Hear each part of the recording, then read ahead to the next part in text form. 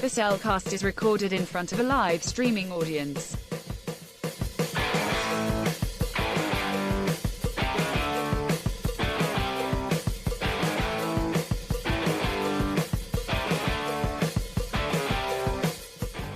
Hello and welcome to another episode of The Cellcast. Joining me today is the man who really likes playing Candy Crush. Welcome, Jacob. Just don't line me up with yellow again, dude. But you'll just end up in the special candy jar. One would hope. One really does hope. Why, thank you. And let me introduce our co-host, a man who is meh about today's episode. Welcome, Drew. I don't know if I'm meh about today's episode. I think I'm more like, I don't know, is there a suffering emoji? Maybe, I don't know.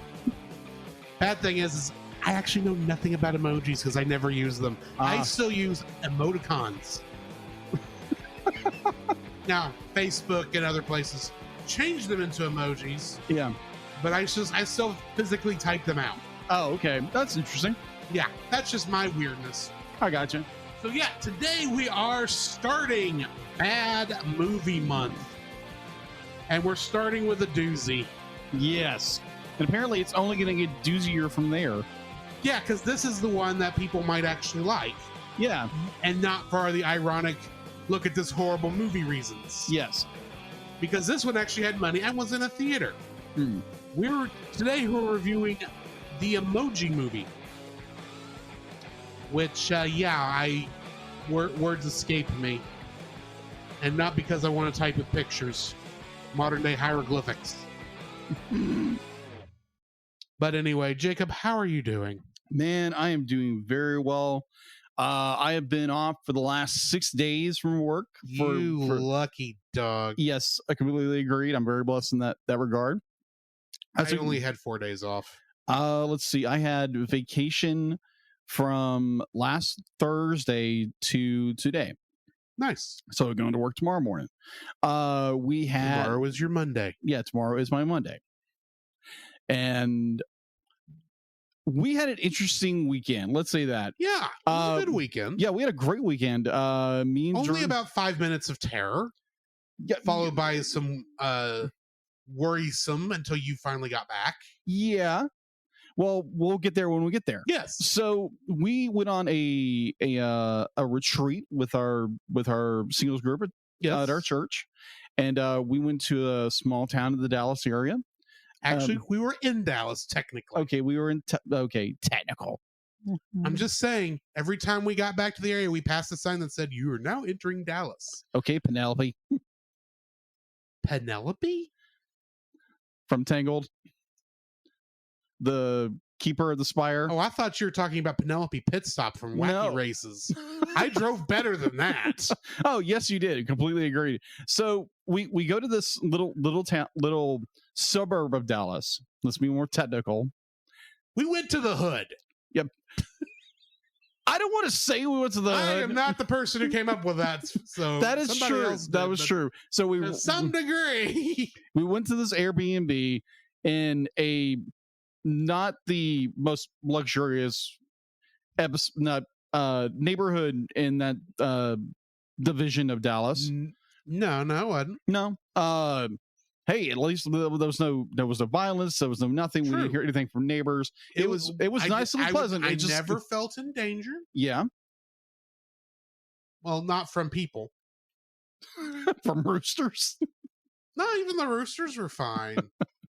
The neighbors when had we roosters. Walked in though, my sinuses closed. Oh up, my gosh! So let me explain this whole situation.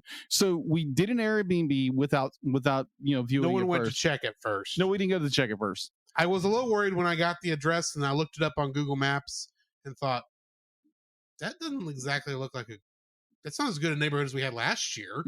I'll say it that way. True. So we walk into this house. It looks like a severely modified, like 1930s, 1940s Sears Roebuck house. Yeah. That you would if you didn't know, you used to be able to buy houses in the Sears and Roebuck catalog. Yeah, way back in the day. They came and installed them, or you could actually build them, I think. Yeah. But either way, you could tell it was one of those. Yeah. So and then they built an addition on it. Yeah, quite a few additions. So like we get there and we open the door and it's just apparently there had been like I don't know what it was. I want to say maybe they had a My best guess. Yeah. My best guess is what's your guess? 2 weeks prior to us going on this trip, Mhm. the summer heat wave finally broke. Yeah. And the entire area got pretty much all the rain we normally get in a summer in one day. And we do know that there were at least places around that area that flooded. Yeah. I'm convinced that part of that house was flooded at least. Yeah. 2 weeks ago. And they had gotten it cleaned up just enough so we could come in there. Yeah. And that's why they had all those humidity air freshener things that smell good. Like, people were addicted to Febreze. Yeah, this was bad. And being someone who's asthmatic and just be like that just hit me over the head. It was bad. So we stayed there for 3 days. 3 nights. 3 nights. We stayed there for 3 nights. We had a great Bible study. We went to we did some shopping here and there. Got to hang out with my amazing girlfriend. Thanks, Ashley. Let's see. Me and you went and saw a movie, but we'll talk about that later. We'll talk about that later. We left Dallas. We went to Rockwall because everyone wanted to go to Costco. Yeah, that was interesting. Then we ate it at a Mexican restaurant called Rose's. Yeah, that was interesting. Yeah. They wanted to charge you more for chips and salsa, which I understand because those were homemade chips. Yeah. That's why I didn't order any. That's true. I knew I was going to have plenty of tortillas from the 2 people who were buying stuff with tortillas who don't eat gluten. So, we had a great time, great studies. Ashley and a really dear friend of ours, Carrie, did the studies. Really good time. So we go to leave. We get up early, make sure the house is nice and clean, give our assessments. Yes. Miss Wendy, who is the leader of the group, sent a nice reply to the owners. We were honest. We were honest in opinion, but we did not just trash the thing. Yeah. So, and then we stopped in an IHOP, and then we drove back to our place of residence. Yes. Back to the church, and let's just say the return trip was interesting. And it wasn't that crazy. No. But I did forget one thing. We were coming back from Costco's. I was about to say you skipped the most dramatic part of the entire weekend. Yeah. So yeah, my apologies. So we're taking 2 vehicles. We have. Yes. But Drew and a bunch of other people in one vehicle. I'm with my girlfriend Ashley, her mother, and another person in that group. Yes. So another person. Wonderful person. Yes. We won't get into it. Yes, we won't get into it. Bless her heart. Bless her heart. Bless her heart. So we're coming back from the Costco, and we're going over this bridge, which will lead into the town of. It goes into, I think, I also don't remember which. Yeah, but either way, we were passing the Bass Pro Shops. Yeah, we're basically that's right there. I think that's Garland. Do not quote me. Yeah, somewhere on Garland. So the storm picks up. Be like, you're getting wind and rain. Oh yeah, and we're just about to get off the bridge, and Ashley's driving her car. So then all of a sudden, because there's road construction everywhere. Yes, and they are building up they're building 2 new bridges going across that lake. Mm-hmm. And so then okay, let's just hang in there.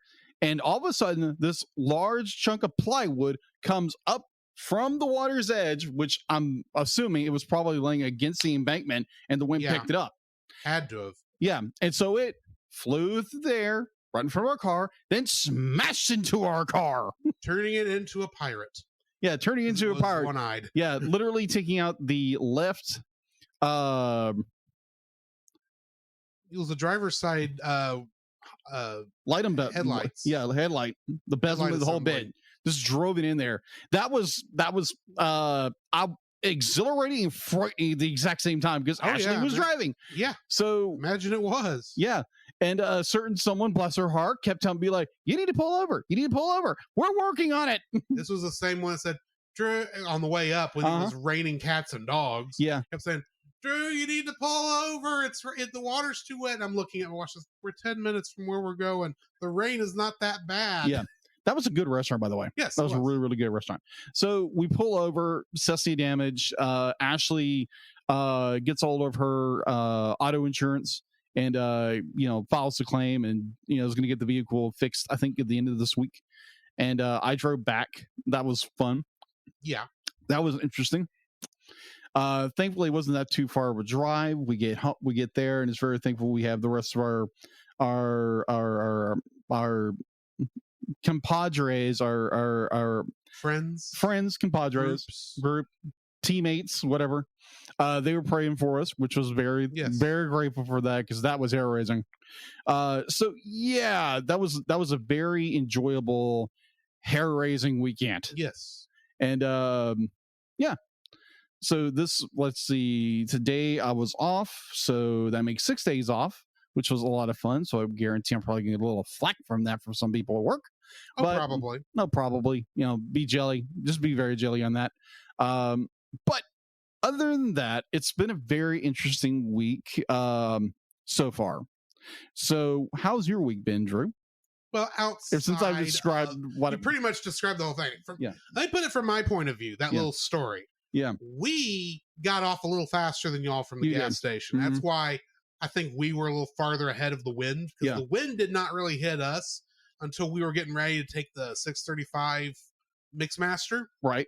Which was like 10 miles later from there, something like that. Well, I say 10 miles, 10 minutes. Yeah, Dallas. Who knows? Traffic is horrible in Dallas, like it is in every big city. So we are getting off. We think we're doing fine because we weren't too terribly worried about y'all at this point because we know both there were directions were being handled. We knew how to get back to the Airbnb. Yeah, and I was helping to navigate Carrie back to the place. Yeah, and we get off of the Mixmaster. I'm helping Carrie get merged onto 635, trying letting her know once she can go over. And Wendy gets the text. I don't know whom it specifically was from. I assume Ashley. And I'm assuming y'all had pulled over by this point. Oh, I know it wasn't Ashley. I don't know if it was you or if it was Colleen then. It had to be Miss Colleen. Maybe so. Or it was the other person. Yes. Either way, we got pulled over. Or not pulled over. We're going and she says, oh, by the way, she says, oh my goodness. I can hear it. I can hear Wendy say that. And we go, what? What happened? It's like, well, they've not. They're saying they're fine. It's like, oh no, what happened? Apparently, a piece of plywood hit their car, and it's taking out the headlights. They're pulled over at a gas station. Eventually, and then someone sent a picture of the damage, and it looked. From what I could see, it looked bad, but when I got a better look at it, it's like, okay, it's bad, but it's not bad. Yeah. Because, when you hear a piece of wood hit a car at 70 miles an hour. Oh, yeah. Your thoughts are, is anybody dead? Yeah. Is the car totaled? Is it completely disabled? It's like, how about, do we need to go drop some people off and come back and pick you up? Do I need to go get the van? That's literally the thought that was going through my head. Yeah. Do I need to call an ambulance? Yes. No, but we guess y'all said y'all were fine. So we went ahead and got back to the Airbnb, waiting to hear more news from y'all. I get there and I go. It's like, okay, we could tell a storm was coming in. That was 9/10 of the problem. Yeah. So I get up. I bring up the local radar, and I go, huh. I really hope they're under good cover because I saw the storm coming and it's like, huh. So I called you and said, y'all either need to leave right now or be under good cover. So something to that effect. Yeah. Y'all just went ahead and waited, which is smart. Yeah. We just waited in the car for a couple of minutes. Right. And then literally it was the three of us sitting there watching the weather go, thinking, please get back safe. Please get back safe. We want our friends to come back safe. And then finally we hear y'all come to the, and I think all three of us said, oh, thank God. Yeah, it was apparently, according to Ashley, it was our mother who called, yes. who contacted Wendy about it. I wasn't sure. I knew it wasn't Ashley. Ashley was just more like this. And you would have been too busy trying to take care of Ashley. Yeah, exactly. Instance. Yeah, just get pulled over, Calm her down. It's going to be okay. Just exit, get in the Wendy's parking lot. I don't know if it was a Wendy's. Yeah. I hope it was actually a gas station, because at least that would have been covered. So here's another part I didn't mention. So we get pulled over into this it had a Sonic in it. Had a Sonic. So we had a Sonic gas station. So we pull in, and instantly I'm getting out of the car. Ashley's getting out of the car, and somebody's getting out of the car. Yeah, I heard about that. I was like, just get back in the car. Get back in the car. I don't want to talk bad about this woman because she's a nice lady. Yeah. But she can be a headache. Yes, I completely agree. In Christian love. Oh, there's a callback. Yes. So yeah, it was a great weekend. What was your work day like? It was a very calm day. Apparently, Friday when I was off on vacation while they were still there, they couldn't figure out how to print a certain thing because it had to change out the paper, and they couldn't figure out how to change out the paper. And of course, I get there and I finish it in 15 minutes. Of course. And that includes the walk between buildings. Because it's literally, it's like, you push this button right here and you're done. But if you don't know how to do that, I mean... True. You know, what are you going to do? And then, of course, Wednesday and Thursday last week were just prep, getting ready to go on the trip. So... Yeah, agreed. Nothing too crazy happened there. But... Jacob, I do have a question for you, though I think I know at least one of the answers you're going to give me. What have you been watching? So, what have I been watching? Let's talk about a certain movie first. Well, first off, before that, so we have to go during our retreat in Dallas. So we have to go to we're like, oh, we need to get ice for something. So me and Ashley go into Walmart, and we have to go get ice and something else, like some of the few items. Oh, yes. And so it's like, oh, okay, let's go by the electronics for a few minutes. Let me check. And sure enough, I find the movie that I'm looking for. It's the Blu-ray edition that came out from G Kids, Ferngully, The Last Rainforest. Finally got that on Blu-ray, finally. And movie I never finished. Yeah. Oh, I got 30 minutes into the film as a child. Was apparently scared by the pollution monster, whoever that was. Was it Tim Curry? Yeah, Tim Curry is toxic. I can see me getting scared as Tim Curry. It's freaking Tim Curry. Yeah, I can see that. That makes perfect, honest sense. Yes. And apparently it scared me so much I was crying, so my mom came in, shut the VHS off, and we returned the movie to the movie rental place with the rest of the movie having been unseen. So I have no idea how this movie goes. Oh, we'll get there when we get there. Yeah, I bet next year. Yeah, next year. What you were saying. So yeah, me and Ashley, of course, I have to go by the toy department just because I like just looking at toys. So we get back, and I can't believe how much flack we got in Christian love. Okay, flack. Hang on. Let's start this from the beginning. Okay, we stopped Friday. Yes. To get ice. Yes. Because none of us could ever buy enough ice. Anytime we stopped. That is true. But yeah, we're stopping in Seagoville to buy ice. Yes. And we go ahead and look through toys and electronics. You were looking for the movie at that time. Yeah. We got back and then we were getting ready to leave. And you turned like the complete opposite direction from the front of the store. I'm wondering. I got turned around. Let's say that. Jacob, where you go? It's like, oh, we're the door's this way. It's like, look behind me. It's like, okay, let's see where this goes. And we just start walking. I was taking the long way around. My excuse is the scenic route around the Walmart. Exactly. This very tiny Walmart. I will say, in your defense, this was a very narrow and squat Walmart. It was. It's weird. But we're just walking through there, and I'm like, there's the door over there. Where's Jacob going? Where are we going, Jacob? And finally we get about halfway to grocery. I said, hey, Jacob, I think the door's over there. It's like, oh, okay. It's like, oh, okay. So we go to the door. We go there. Next day, Yes. we stop at that Walmart that was in Balch Springs. Yeah, different store. This is the story you just told where Yes. you found the movie and you looked in toys and you came back.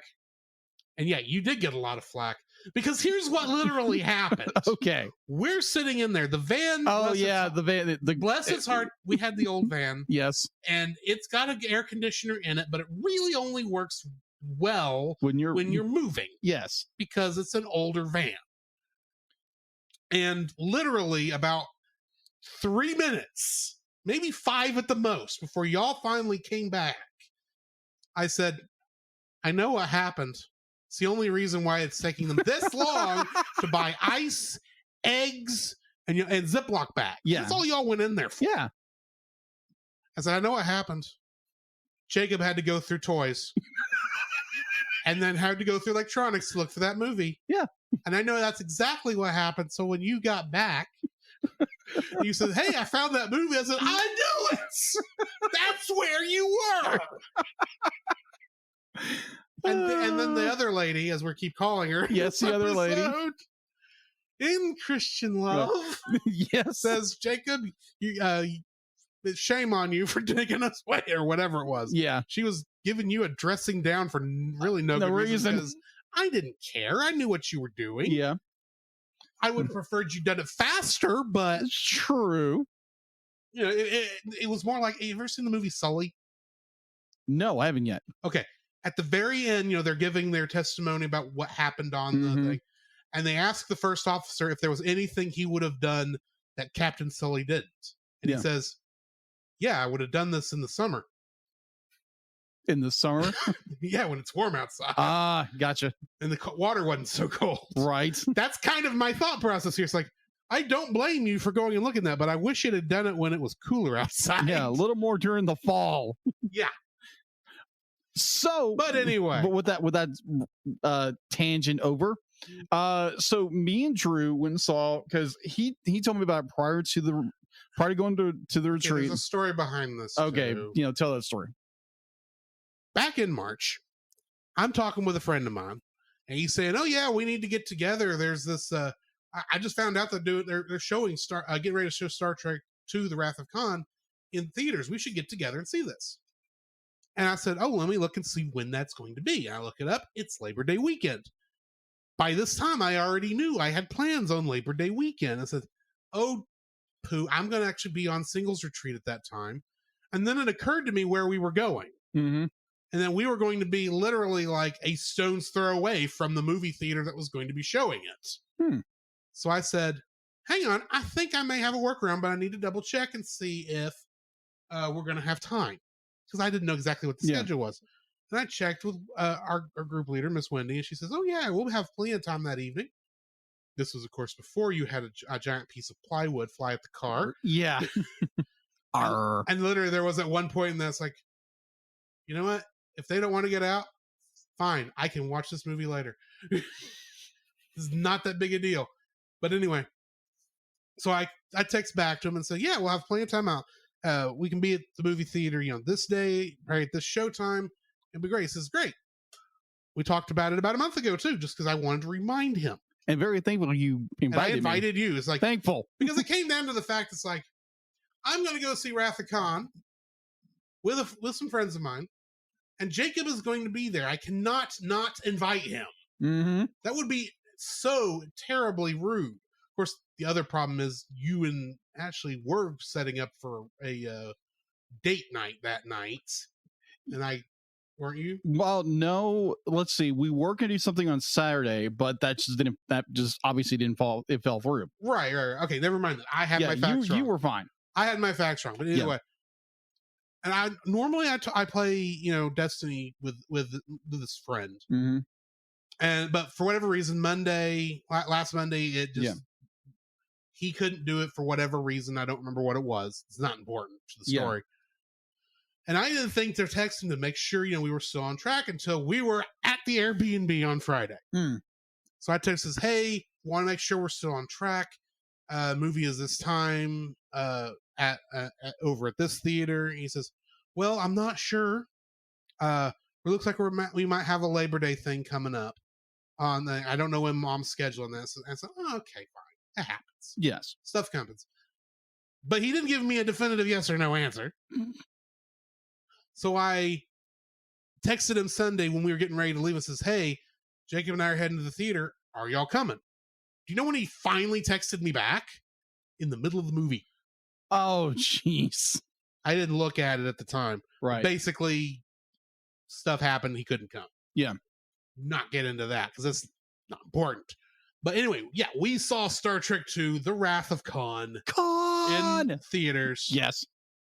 And that is a classic film. Yes. And granted, I prefer Star Trek 6 mm-hmm. to The Undiscovered Country to Wrath of Khan. But if we're being perfectly and utterly honest, Wrath of Khan's the better made film. Yeah, agreed. If we're being honest. Yeah. But I will admit, I cried at the end. Yeah, that's fair. Yeah. With that film, yeah. But anyway, what are your thoughts on it?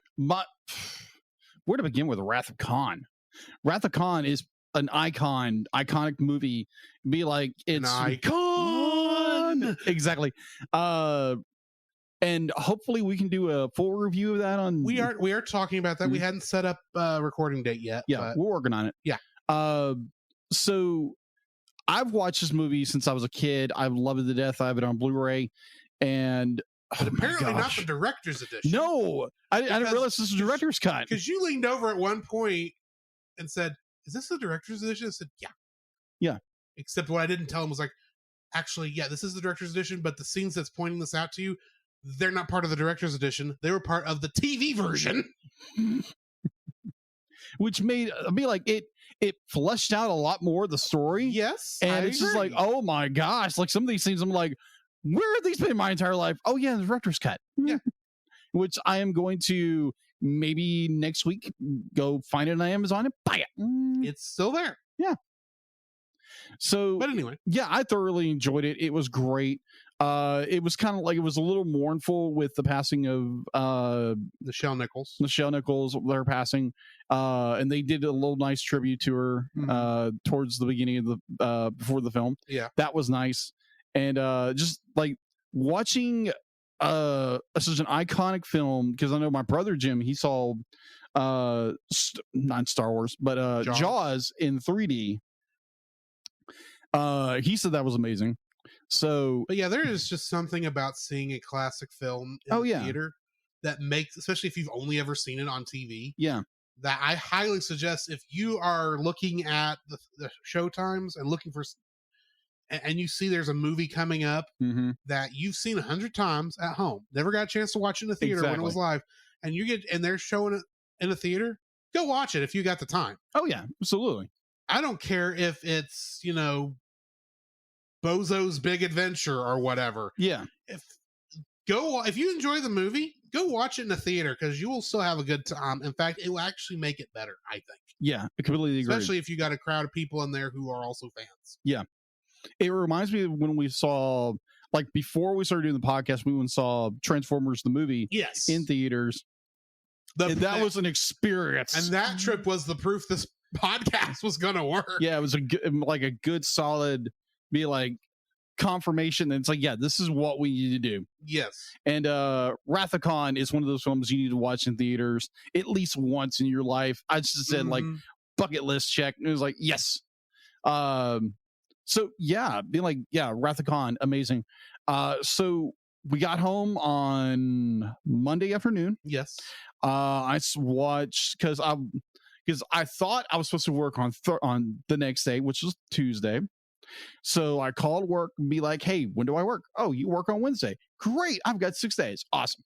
So meanwhile, I was up at 5:30 this morning. I feel your pain, brother. But anyway.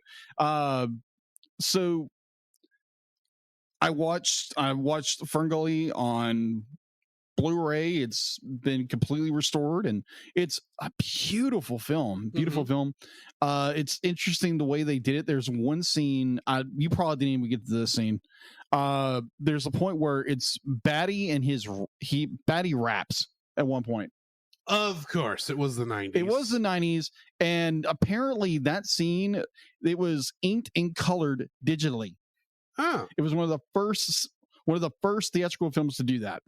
okay. So I was like, oh, that's interesting. And it's a good story. It's an environmental story, of course, but it's a good story. It was the 90s. It was the 90s, of course. Other than that, it's just been like it was a good movie. I think I watched it twice, with just watching it regular, and two with commentary from the director. Mhm. And I love doing that. It's a lot of fun. And it's one of those films where it's not be like, oh, we're just gonna throw all these kiddie, games to you and sit like very menial trivia, whatever. This gave you like really, really good stuff to, sink your teeth into. Right. Other than that, I watched episode 3 of She-Hulk on Disney Plus. Mhm. That was interesting. Definitely Wong showing up. That was funny. That was funny. I especially like that part there that he says, look, I know you're looking forward to seeing Wong, but I just want to let you know that this is not one of those cameo shows. I mean, yeah, we had Hulk in the first one, and then we had Abomination. I can't think of that actor's name. In the second one, it's like, oh, maybe this is one of those cameo shows. But anyway, that's not important right now. Yeah, it's still about me. Yeah. Yeah, it's big time lawyer adventure. Big time lawyer adventure. But it was good. It was funny. Like She-Hulk is highly recommended. Go back to the beginning, watch it. I have not watched all the MCU stuff yet, not all of it, but I will get there when I get there. All right, fine. Saying catch up. It's all on Disney Plus. True. I don't know what you've missed. It's not important right now. It's not important right now. So I'll watch that, and as I'm finishing notes, I'm watching Tangled. Watch 2 episodes, which we are reviewing tonight, which are very good episodes, and continue forward with some really good episodes afterwards. And we get a reveal of who someone is, who I called very early on. Actually, tonight's they don't really call who it is, but you go and like, there's only one person this could be. Exactly. But yeah, good episodes, very, very good episodes, and I can't wait to finish the series up and they get started on apparently Lower Decks. That's what it's looking like, folks. We have 4, the poll is still open over on our Facebook page. Mm-hmm. So you need to go over there and vote for either Star Trek Lower Decks seasons 2 and 3. What is the name of that show? Gravity Falls. Gravity Falls. That wasn't the one I was thinking of. Neon Genesis Evangelion. Yes. Or X-Men the Animated Series. Mm-hmm. You need to vote for one of those. And right now it does look like we're doing Star Trek Lower Decks, which I'm happy. Yeah.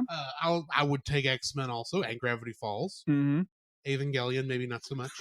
I'm just saying, I know that's coming eventually, because eventually we do have to do a certain movie connected to that, but not until we finish the show. Yes. Because that's a lot of orange juice. Oh my gosh. All I can say is whenever we do wind up doing the end of for that episode, Evangelion, it's just more like prepare yourself because it gets nuts. Yes. But anyway, we'll get there when we get there. So yeah, what I've been watching. Yes. It's now my turn. Yes, it is. So I introduced you to something Friday that I had just recently found earlier that week was on YouTube for legally. Okay. It was a show I watched when I was a kid with my dad late night on PBS called The Red Green Show. Oh, that. Yes. And Columbo. I forgot Columbo. Oh, yeah, we did watch Columbo. Yes. But anyway, I introduced Jacob to The Red Green Show. I'm half convinced you may have seen it before and didn't know what it was. I've never seen that before. But I could be wrong. This is essentially a variety show. It was made in Canada. I guess those are technically Canadian rednecks. Apparently. But anyway. And basically you have these little different segments throughout the show, and there's a little bit of an ongoing storyline. It follows Red Green, the leader of Possum Lodge. He has he's the main guy, and you got a couple other different characters in there, not who aren't as important. But, anyway. And one of my favorite segments on that is always going to be Handyman's Secret Corner. or handyman's. It's the handyman's thing. Anyway, and basically on that, he always makes something out of junk, Hmm. and it always works, at least for a couple minutes. And it usually involves a lot of the handyman's secret weapon, duct tape. Hmm. To the point where there's other episodes where it starts with a little what do you call it? Not an advertisement, but thing that says all such and such was provided by this company. Mm-hmm. It's all says all duct tape was provided by the 3M Company of Canada. Really? Yeah. But yeah, that's a funny show. Go give that a shot if you've never seen it. Especially if you like a little bit of blue collar comedy. It's kind of sort of making fun of it at the same time. But anyway, also I watched She-Hulk, like you said. I've been enjoying that. And then I watched the second episode of season 3 of Lower Decks. Mm-hmm. I'm enjoying that. And then after we got back and I watched Emoji Movie, it occurred to me that, oh yeah, there was a new TV show that came out Friday on Amazon. Really? Yes. And this is one I'd been a little worried about because some rumors had hit the internet about some things. And I just told a friend of mine, the same friend I was hoping was going to show up for the Star Trek movie, said, look, I'm going to be waiting to find out from you if this is any good, because he's much more of a Tolkien fan than I am. Oh, yeah. And I thought, I'll wait till he tells me. And he said, he got back to me after he watched it. Says, yeah, this is good. Go ahead and give it a shot. So Monday, I remembered that Rings of Power had already started. So I loaded it up and I watched the first 2 episodes. And it is very good. You can tell they are at least inspired by the Peter Jackson films. Yeah. Though told much, much earlier. Howard Shore, the composer for both The Hobbit and Lord of the Rings, actually made the main theme. Oh, okay. But most of the music is actually being done by Bear McCreary. It's actually very interesting. There are some things I know about the lore that I kind of knew that they actually alluded to in this. So it's like, okay, that's cool. It's got an interesting story. I am curious where they're going with it. Yeah. Because by the end of episode 2, they are only starting on the forge. Huh. That will make the rings. I'm assuming it's the forge for the rings. And I'm actually assuming it's actually the Dark Tower in Mordor. Where the shadows lie. You know how long it's been since I've watched those films? Theaters. You should watch them again. Okay. Extended editions. But anyway, I watched that. I watched that, so that was good. And I think that's about all I've gotten around to watching. So, Jacob, what do we got in the news? The Cellcast News with your host Jacob Heron.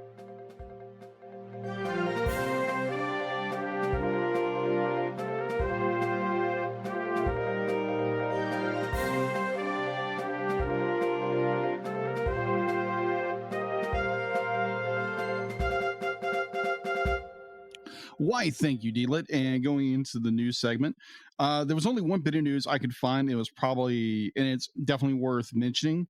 So just a little bit of trivia behind the scenes.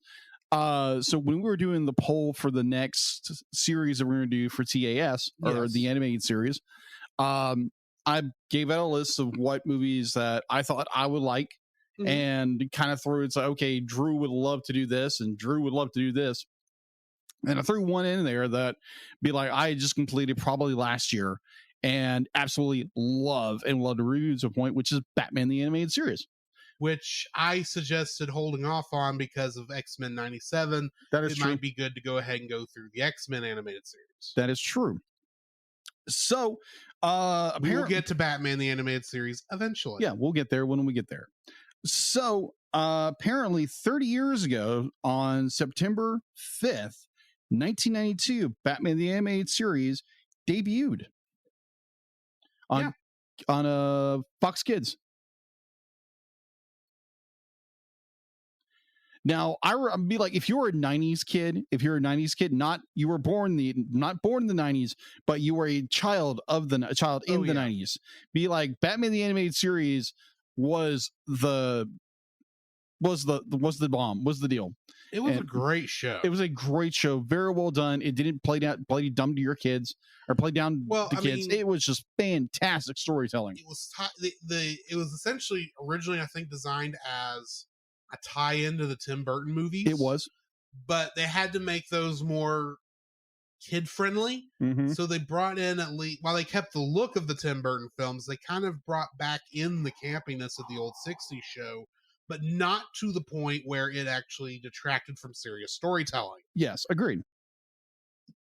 To hear more about that, go listen to our Batman Mr. Freeze episode where I went through like 3 of those in the review. Yeah, you did. But anyway. Yeah. So that is all I could find for news, unless you have something else.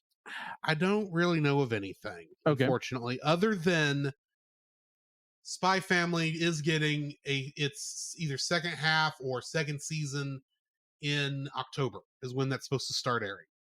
Okay, so is it Japanese or dubbed yet? It'll start off with a sub, and then like 2 weeks later, the episodes will start getting dubbed. Okay, because it's usually, well, I say that, and yet the first one actually the dub and sub were like almost day and date, so it'll be around the same time. We haven't even really got a trailer for the second part. Oh, okay. So, but still, that's probably going on the list fairly quickly for us to review. Also, I gotcha, because that has been one of my favorite animes this year. I gotcha. So that is all I have for info and stuff. Okay, well then we need to get to our, I don't know if it's actually spoiler free because it is bad movie month. Mm-hmm. But we need to at least try to refrain from hitting spoilers for the first part of our review of the Emoji Movie. True. Certified fresh and spoiler free. Would you believe this is the second time I've watched this film? Really? Yeah. Didn't you watch it in theaters? No. I knew it was bad, so I didn't go waste my money in theaters. I gotcha. But when we did that 2020 movie list thing, mm-hmm. 100 first watches, this was one of the ones I put on there. And it's just as bad as I remember. Oh, crap. It's okay. That's the thing. This is not like so bad it's good, I would say. It's serviceable, I think, for the most part. And I think a lot of kids might enjoy this. But this is a film that is almost by now out of date in terms of references and such. I can't imagine what this is going to look like 5 years from now. Agreed. So it's an okay film, is be my spoiler-less thought on it. What are your spoiler-less thoughts? My spoiler... Or spoiler-free? Spoiler-free. It's got some good animation. For its time period, it had good animation. I would agree with you. Yeah, that's one of the things it does have. It's got going for it. It's got good animation. Well, it's got a high budget animation. Yeah, high budget animation. There's not any like repeated scenes. Yeah, it's got some good cast members. I know that. Mm-hmm. There was one point it made me laugh, and it wasn't intended to make you laugh, but I laughed at it. And there's this good little what I saw was very interesting. Would kind of call back to what they call more of a caste system. Yeah, and I was like, okay, that's an interesting point, but I didn't like this film. I honestly didn't. And I don't think either one of us liked this film. We didn't. No. I mean, like, obviously it's called Bad Movie Month. Yeah. But it's just like, this was just a train wreck. Yeah. And yeah, this is going to be an interesting like and dislike section. Mm-hmm. So, yeah. Well, on that note, why don't we advertise for a good podcast that tells good stories that we kind of like, called and we will get to spoiling the Can you actually call this a film? Yes, it's a film. Okay. Technically, it's a film. It's a full-length It is a theatrical full-length feature release film. I don't know why I even asked that, because I'm always of the opinion that quality does not determine what it is. But anyway, let's go ahead and run the ads, and we'll talk about this on the other side. This podcast is a proud member of Culture Box. Whether you enjoy geeky reviews, comedy, or original fiction, you can open up the Culture Box and find something excellent for your soul. Point your web browser to culturebox.media. This week, we suggest checking out the Untold Podcast, which is a speculative fiction podcast using the genres of sci-fi, fantasy, and horror, among others, in order to engage the culture's imagination from a Christian worldview. Every month, Nathan James Norman produces and narrates a new story presented in a unique and dynamic way. Check out the Untold Podcast at theuntoldpodcast.com to listen and leave a review on Apple Podcasts. The Cellcast would like to thank the following patrons: Josh Adams, Ashley Ruiz, Book of Gaming. To get your name on the show, plus uncut episodes, early access to the Cellcast Plus reviews, and special art from Jacob, please donate to us on Patreon.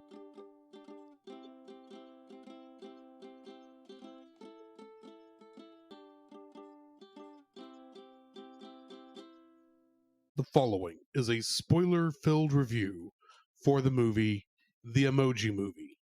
Listener discretion is advised.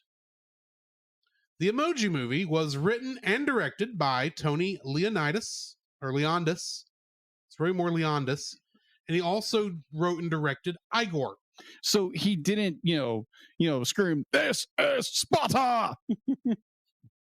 No, it'd be more like, these are emojis. It was also written by Eric Siegel, Mike White, and John Hoffman. Got it. Getting into the cast, we got T.J. Miller playing Gene, and he played Weasel in Deadpool. Oh, yeah. Hairy guy from the bar. Yes. James Corden played High Five, and he was Peter Rabbit in Peter Rabbit. Anna Faris, who played Jailbreak, is Sam Sparks in Cloudy with a Chance of Meatballs, both 1 and 2. Got it. Maya Rudolph, who played Smiler, was Aunt Cass in Big Hero 6. Oh, okay. Yeah. Stephen Wright, who played Mel Meh, was Speed in The Swan Princess. He played Speed? Yeah. I can totally hear that now. Totally hear it. Jennifer Coolidge, who was Mary Meh, was Lazy Susan in Gravity Falls. Oh. Hold on. You know, who the old woman who ran the diner? Oh, and yeah. had the one eye that was a lazy eye. That's why she was called Lazy Susan. Yeah.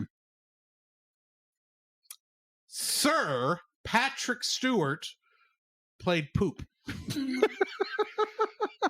Of course, he was Captain Jean-Luc Picard on Star Trek The Next Generation. This was not his best work. And you're forgetting one thing.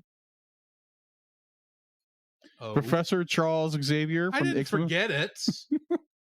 But you have to mention it. I try to keep the number of things down. That's true. He did play Professor Charles Xavier on X-Men until James McAvoy took over. Yeah. Christina Aguilera was the voice of Akiko Glitter, aka the Just Dance Avatar. Oh, okay. She's, of course, a pop idol. Yeah. Sofia Vergara played Flamenca, one of the little flamenco dancing emojis. Oh, yeah. And she played the character of Carmen in Happy Feet 2. Really? Mm-hmm. Rachel Ray played Spam. Rachel Ray. That was Rachel Ray. Okay. Of course, she's a celebrity cook. Mm-hmm. And Sean Hayes played the devil emoji, whose name was apparently Steven. Steven the Devil. Yes. And in the movie Cats and Dogs, Meow. he played Mr. Tinkles. Oh, that's funny. Kingdom Hearts connections for this one. I'd be like, okay, prior to this, he showed me the list. Be like, it's as long as the other one. Yes. And it only has like one person who's in both lists. Uh-huh. Tara Strong, additional voices in Emoji Movie. plays Riku from Final Fantasy X in Kingdom Hearts. Really? I have to specify because there's another Riku. Really? Right. So the Riku who is also in Final Fantasy X. Oh, okay. Spelled with 2 Ks. R-I-K-K-U instead of R-I-K-U. Okay. So not the white-haired boy that's friends with Sora. Oh, okay. The scantily clad woman who's a fairy in Kingdom Hearts. Oh, okay. But anyway. Yeah. James Harnell was additional voices here. And he played Dr. Finkelstein in Locke and additional voices in Kingdom Hearts. Yeah. Josh Keaton, who was additional voices here, played young Hercules in Kingdom Hearts. Keith Ferguson, who was additional voices here, played Marluxia in Kingdom Hearts. Bill Farmer, who was in ADR in this film. Really? Yes. He is Goofy, Pluto, Horace Horsecollar, and Sleepy in Kingdom Hearts. Yuck. David Boat, who was additional voices in Emoji Movie, is Alias and Lexius in Kingdom Hearts. Yes, these are all real names, by the way. Really? Yeah. Phil Lamar, who is additional voices in Emoji Movie, it played the character of Phobos in Kingdom Hearts. Fred Tatasciore, who was additional voices here, was Kevin Flynn and Clue in Kingdom Hearts. Huh. Max Middleman, who is additional voices here, played Lushu in Kingdom Hearts.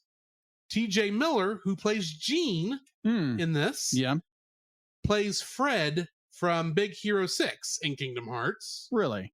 Yes. Carlos Alazraqui, I apologize for that mispronunciation, who was additional voices here, plays Mike Wazowski in Kingdom Hearts. Mike Wazowski. Yes. And that brings me to the end of the Kingdom Hearts connections. What do we got in info and stuff? All right. So, info and stuff. All right. So, on IMDb, it has a 7.7 out of 10. Not bad. How? That's really good score, right? Really, really good. Is that the critical reception or is that the audience reception? That's just what it said at IMDb. The 7. Oh, okay. Yeah. So, it's available to watch on Disney Plus. Bear with me as I check Rotten Tomatoes. It was produced by Walt Disney Animation, Walt Disney Pictures, distributed by Walt Disney. What are you talking about? It was distributed.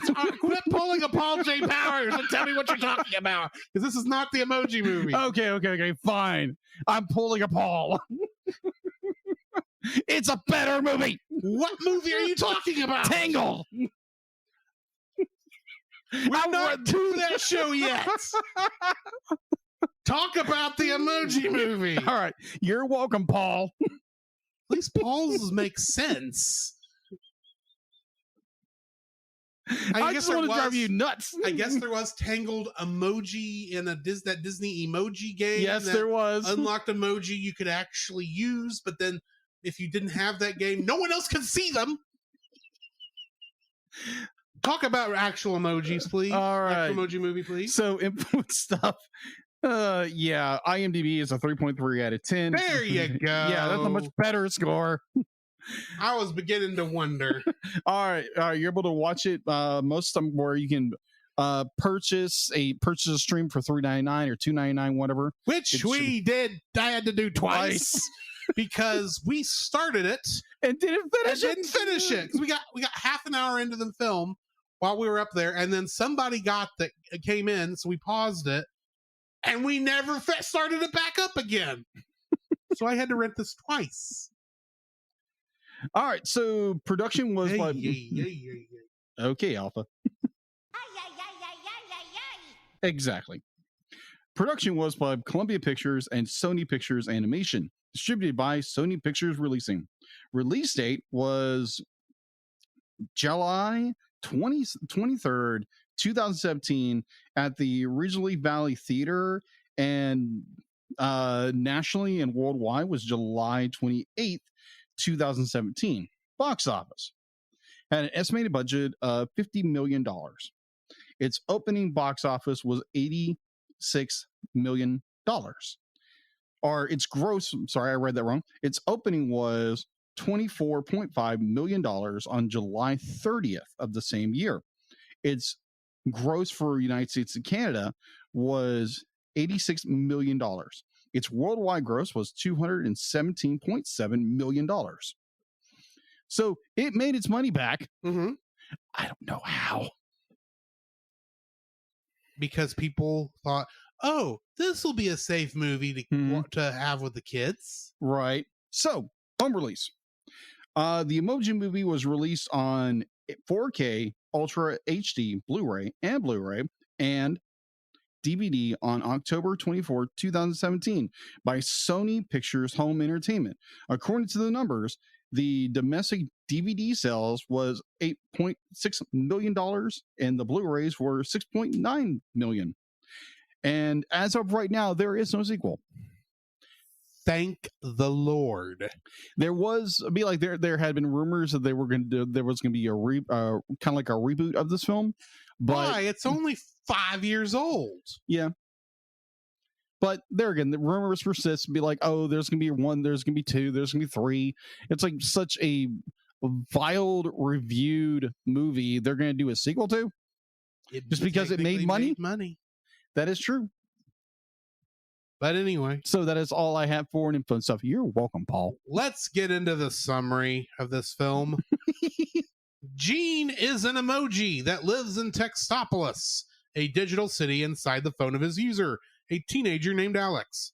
He is the son of 2 meh emojis named Mel and Mary, and is able to make multiple expressions despite his parents' upbringing. His parents are hesitant about him going to work, but Gene insists so that he can feel useful. Upon receiving a text from his love interest, Addie McAllister, Alex decides to send her an emoji. When Gene is selected, he panics, makes a panicked expression, and wrecks the tech center. Gene is called in by Smiler, a smiley emoji and leader of the tech center, who concludes that Gene is a malfunction and therefore must be deleted.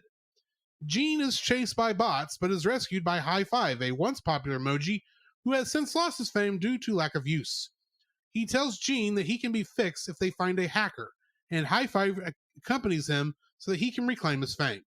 Smiler sends more bots to look for Gene when she finds out that he has left Textopolis, as his actions have caused Alex to think that his phone needs to be fixed. Gene and High Five come to a piracy app where they meet a hacker emoji named Jailbreak who wants to reach Dropbox so that she can live in the cloud. The trio is attacked by Smiler's bots, but manages to escape into the game Candy Crush. Jailbreak reveals that Gene can be fixed in the cloud, and the group goes off into the Just Dance app. While there, Jailbreak is revealed to be a princess emoji who fled home from tiring of being stereotyped. They are once again attacked by bots, and their actions cause Alex to delete the Just Dance app. Gene and Jailbreak escape, but High Five is taken along with the app and ends up in the trash. Mel and Mary go searching for Gene and have a very lethargic argument. They make up in the Instagram app, where Mel reveals that he too is a malfunction, explaining Gene's behavior. While traveling through Spotify, Jailbreak admits that she likes Gene just the way he is and that he should not be ashamed of his malfunction. The two start to fall in love, and Gene silently debates his choice to change himself. They make it to the trash and rescue High Five, but are soon attacked by a bot upgraded with illegal malware. They evade it by entangling its arms and enter Dropbox, where they encounter a firewall. After many tries, the gang gets past it with a password, being Addie's name, and make it to the cloud, where Jailbreak prepares to reprogram Gene. Gene admits his feelings for Jailbreak, but she wishes to stick to her plan of venturing into the cloud, unintentionally causing Gene to revert to his apathetic programming out of heartbreak. Suddenly, the upgraded bots sneak into the cloud and capture Gene, prompting High Five and Jailbreak to go after him with a Twitter bird summoned by Jailbreak in her princess form. As Smiler prepares to delete Gene, Mel and Mary arrive. Mel reveals to everyone that he is also a malfunction, prompting Smiler to threaten to delete him as well. Jailbreak and High Five arrive and disable the bot, which falls on top of Smiler. Alex has since taken his phone to a store in hopes that a factory reset performed by technical support would restore his phone's functionality, which would entail total destruction of Gene's world should such an operation complete. Out of desperation, Gene prepares to have himself texted to Addie, making numerous faces to express himself. Realizing that Addie received a text from him, Alex cancels the factory reset just as it nearly finishes, saving the emoji and finally getting to speak with Addie, who likes the emoji Alex sent. Minus that's not how resets work. Gene accepts himself for who he is and is celebrated by all of the emojis in a mid-credits scene. Smiler has been relegated to the loser lounge, with the other unused and forgotten emojis for her crimes, wearing numerous braces due to her teeth being chipped by the bot, and playing and losing a game of Go Fish. Getting into the trivia for this film. On January 13th, 2018, Saudi Arabia lifted a 35-year ban on movie theaters. This was the first movie publicly shown in the country. It played at a film festival in Jeddah as a double feature with none other than Captain Underpants, the first epic movie. Seriously? Seriously. Wow, they bad timing to, lift sanctions. Yes. Sony invited Jack Douglas, owner of Jack's Films YouTube channel, to the world premiere because he praised it sarcastically. This was the first feature-length animated movie nominated for Razzies for Worst Picture, Worst Director, and Worst Screenplay. It was also the first animated movie nominated for Razzie for Worst Screenwriting since The Hunchback of Notre Dame in 1996. Wow. Which was nominated for Worst Written Film, grossing over $100 million in 1997. Eventually, the movie won all 5 Razzies for which it was nominated, including Worst Picture and Worst Director. Wow. And that's not even the best part. Wow. Jordan Peele was offered the role of Poop, but thought the idea was messed up.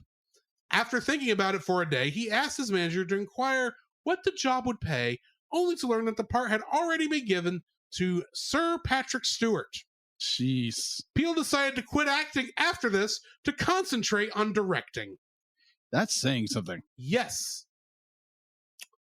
Sony promoted the latter release of the trailer by hosting a press conference in Cannes the day before the 2017 Cannes Film Festival, which featured T.J. Miller parasailing in. Variety called the event slightly awkward, and The Hollywood Reporter described it as promotional ridiculousness. You're not kidding.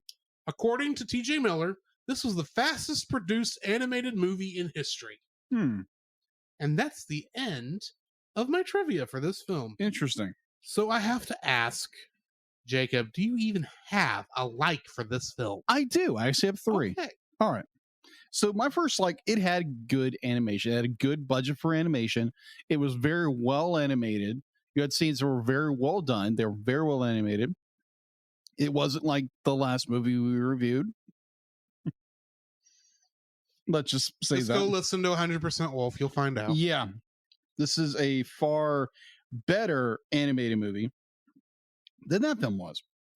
So, yeah, I will give the movie this credit that the animation is very well done.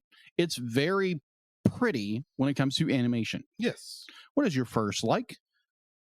From a world building point of view, with one small exception, which is in my dislikes, you can tell they at least put some thought into this world.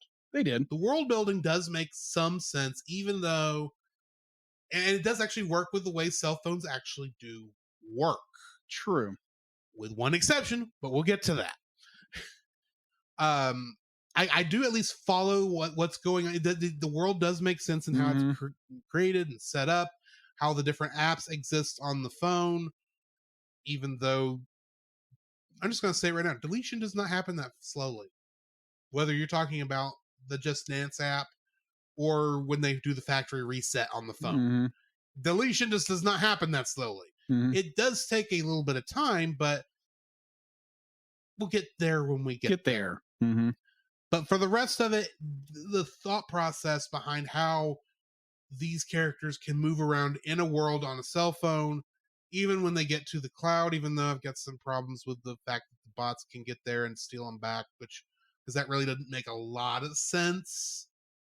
Or the fact that emojis can go to the cloud, considering, I mean, they are just graphics files in reality, but anyway, not important. Some thought was put into how this world would work as a agreed. Wreck-It Ralph / Toy Story inanimate things have a life that you don't know about. Wreck-It Ralph. I said Wreck-It Ralph. Yeah. Wreck-It Ralph / Toy Story. That's true. Lego Movie. Lego Movie, yes. Except Lego Movie did it better. Yeah. So did Wreck-It Ralph. Yeah, so did Toy Story. All 4 Toy Stories. Yeah, that's my thoughts. At least they did at least put a lot of good thought into how the world connects its games into the main phone. So, okay. What's your second? My second it uses something that I didn't think they would use as a story beat, and it's using class system.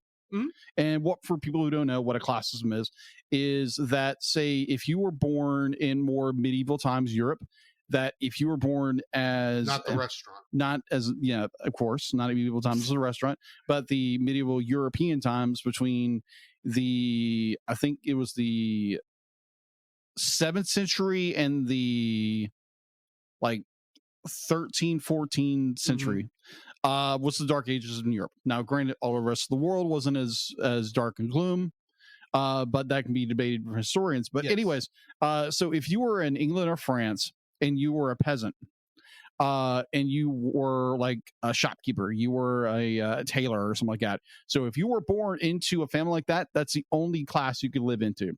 You could not go above your station. So I like the idea that they use the class system where our main protagonist is a mer. Is it mer or meh? I always say meh. Yeah, it's kind of like a meh emoji. So he can't be anything other than a meh emoji. It's all he can be. And so everybody else is criticizing him for being this, he's being something he's not supposed to. And I like that idea that it's to be like, you can only be one thing. Yeah. And it's kind of like, it's using class system ideology and social structuring. But like, you can only be one thing. And I like that they kind of, I like the idea, but the idea itself falls apart at the very end, because you have everybody in the world who is criticizing this guy all over the place because he's kind of being himself, and he's not right. He's not staying within his class. And I think by the end of the story, that whole idea completely collapses. But I like the initial concept. Right. So yeah, it's my number 2. What is yours? Second? My second is the relationship between Mel and Mary Meh. Okay. And they're acting a lot. Okay. Because here's the thing. They both, throughout the entire film, never show... They sound bored with everything that's going on. Yeah.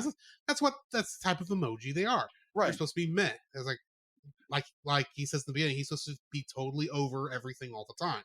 It's like, meh, I don't care. But the thing is, the way they handle his parents, who are also meh emojis, they you actually have just enough additional emotion in their acting that you actually do believe that they have feelings. Yeah.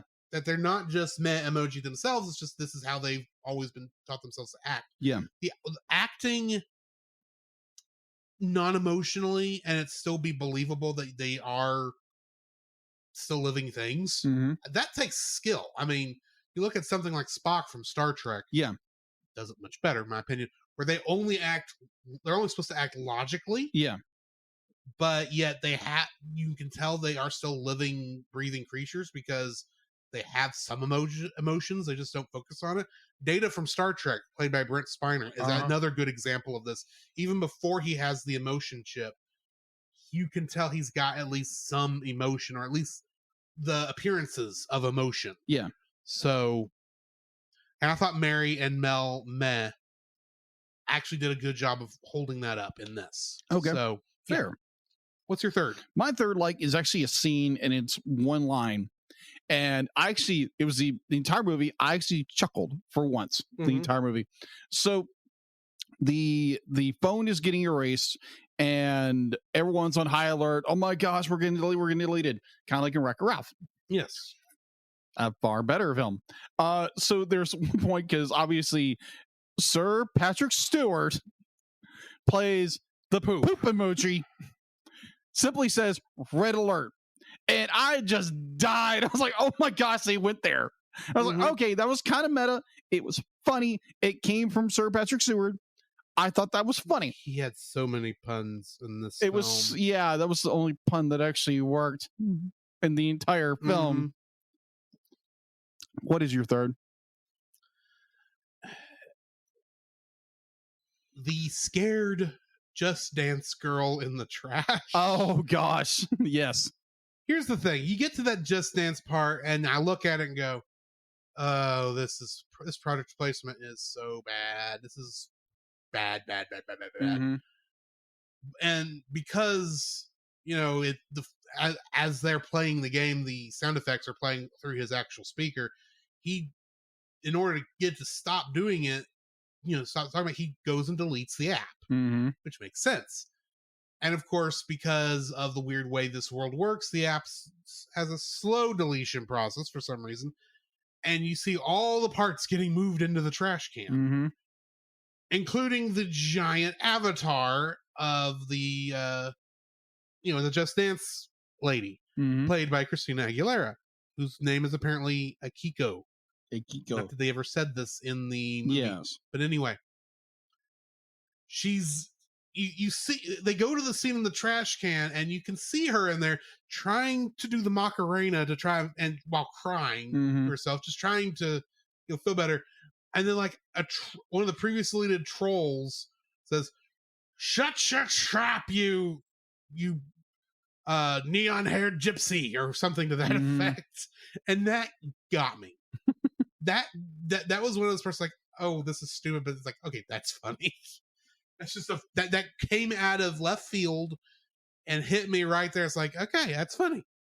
That is funny. That's legitimately funny. And that's about the end of anything I could like about this film. I gotcha. So we should talk about dislikes. Yes. Which I suspect we'll be here a while. Maybe. What's your first dislike? The story is extremely boring. Yes. Extremely boring. And it's very hackneyed and very common. Yeah, very common. There's no real I'll get to that in my second likes, but this story is so bland, so boring. It's cookie cutter. It looks like they took like the Lego Movie and Wreck-It Ralph and Toy Story and all these other great films, and took snippets and snipped it together, and then took their own little story and meshed together, and they still couldn't get this thing right. Mm-hmm. This is a boring, bland movie. I think the first time we tried to watch it, the retreat, I was like, oh, thank the Lord, it stopped. Yes. And I think we just couldn't get, neither one of us wanted to start it again. Yeah, agreed. Even because the only reason we started it in the first place is like, we have to watch this. Yeah. And this is the best time. Yeah. And we never got back to it. No. Yeah, exactly. This is a very boring, very bland, generic, cookie cutter, by the numbers kind of film. It, like I said, it does an interesting with more of this class system idea, but that's about it. You have the hacker who turns into the princess. It's like, okay, we didn't see this coming. Vanellope. Yeah, pretty much Vanellope. Verbatim, almost Vanellope. Thinking about it, she Jailbreak turboed before Vanellope did. Yeah. Oh, good point. So yeah, the story is very bland. It's almost non-original. It's just it's not it's a cash grab, but it's an expensive cash grab. It's an expensive cash grab. It's kind of what was that one? Dolls, the one we did. Ugly Dolls. Ugly Dolls. Yeah, kind of like that. Except Ugly Dolls had a better story a little bit. It had better logic behind what the Ugly Dolls were. Yeah. But that's about it. So okay, here's the thing about Ugly Dolls. Ugly Dolls, the toy manufacturer that made the toys that movie was based on, yes, had actually put a lot of thought into who the dolls are supposed to be. Exactly. In relation to everything else. Yeah, they had this other perfect doll thing that they brought in, because that would be a good, foil for, the Ugly Dolls. The problem here is the emojis are literally just supposed to represent objects or things. Literally, the emoji was created. Do you know where emojis came from? Weren't they originally designed after the emoticons? So here's the thing. On the computer, when they were getting ready to standardize, finally, every because of the internet, standardize every single keyboard and character out there between our Latin American alphabet along with our numbers, say our Latin American alphabet, the Latin alphabet, Arabic numbers, all the Japanese symbols and the Chinese symbols, and the all the different characters that need to be in a typeset. Yeah. One of the things that Japan had was a series of pictures that were designed as quick, this is kind of what I'm thinking of, and that's where emojis started. There wasn't many of them. There was like 10 or 15 of them at the time. Emoticons that we were making at the time quickly became emojis. Yeah. Because they were fairly simple pictures. That's where emojis came from. Because Japan already had this in their texting apps, and literally when they made Unicode, which is the standardized version, they literally had so many character options that they could assign, that they just went ahead and threw those in there, and then they kept making them and continuing making them and continued putting them, because emojis got very, very popular. Problem is, you can't have a multiple emotion emoji at all. We're going into my next dislike, if that's all right. Go for it. Granted, technically, this is not a bad concept. There are animated quote unquote emojis that Apple has made. Yes. And there are GIFs, which do technically predate this film, not the original animated GIF, but even the Facebook GIF. Yeah. Which is technically different, but we won't get into that right now. Yeah. Those exist. It existed before this. So the idea of and the concept of a animated emoji does exist out there. The problem is, it's not just going to be a text character emoji like every other emoji out there. Agreed. Which means while the text emoji is literally 1 byte, just 8 little character bits that make it up. Gene has to be a small video file. Agreed. In order for him to work. Yeah. Which means he's not an emoji. He's one of these animated emoji things that Apple made. Yeah. It doesn't make sense with the phone. Other things that don't make sense. When you delete something on a computer, including a cell phone, what generally happens is that in order to save time and be fast, it is not automatically fully purged. It's just its listing in the directory is erased, because it's a lot easier to erase a couple of like a string of characters than it is an entire small string characters than the amount of characters it takes to make up a program. Yeah, which means it's not going to delete that slow. When you hit delete in there, it's literally gone like that. Now, technically, the program is still there. Yeah, it could be brought back up, but more likely, an update's going to overwrite it. Which does technically mean the whole thing with the trash doesn't happen the way they showed it either. And I'm sorry, and this is really where we get to how I actually named this dislike in the thing. All of those characters, once that factory reset started, you can't stop it. No. Especially not by unplugging the USB port or lightning port or whatever port that was. It's not going to magically bring the phone back. Once that factory reset started, those characters were dead. Effectively. Yeah. Not just every single one of those emojis in his phone, every single game sprite on that phone. Yeah. Every little Twitter bird that shows up in there, yeah. Anything that moved and lived and appeared to breathe as a character, which apparently included emoticons, because of one scene, died the second they started that factory reset. You can't save it. The whole last minute, maybe if we get it out there, we'll get this thing set at the last minute as everyone is slowly being deleted. Cannot have this Deus Ex Machina ending it does not work. They should all be, if they came back at all, it should be because they should not remember the events of the movie.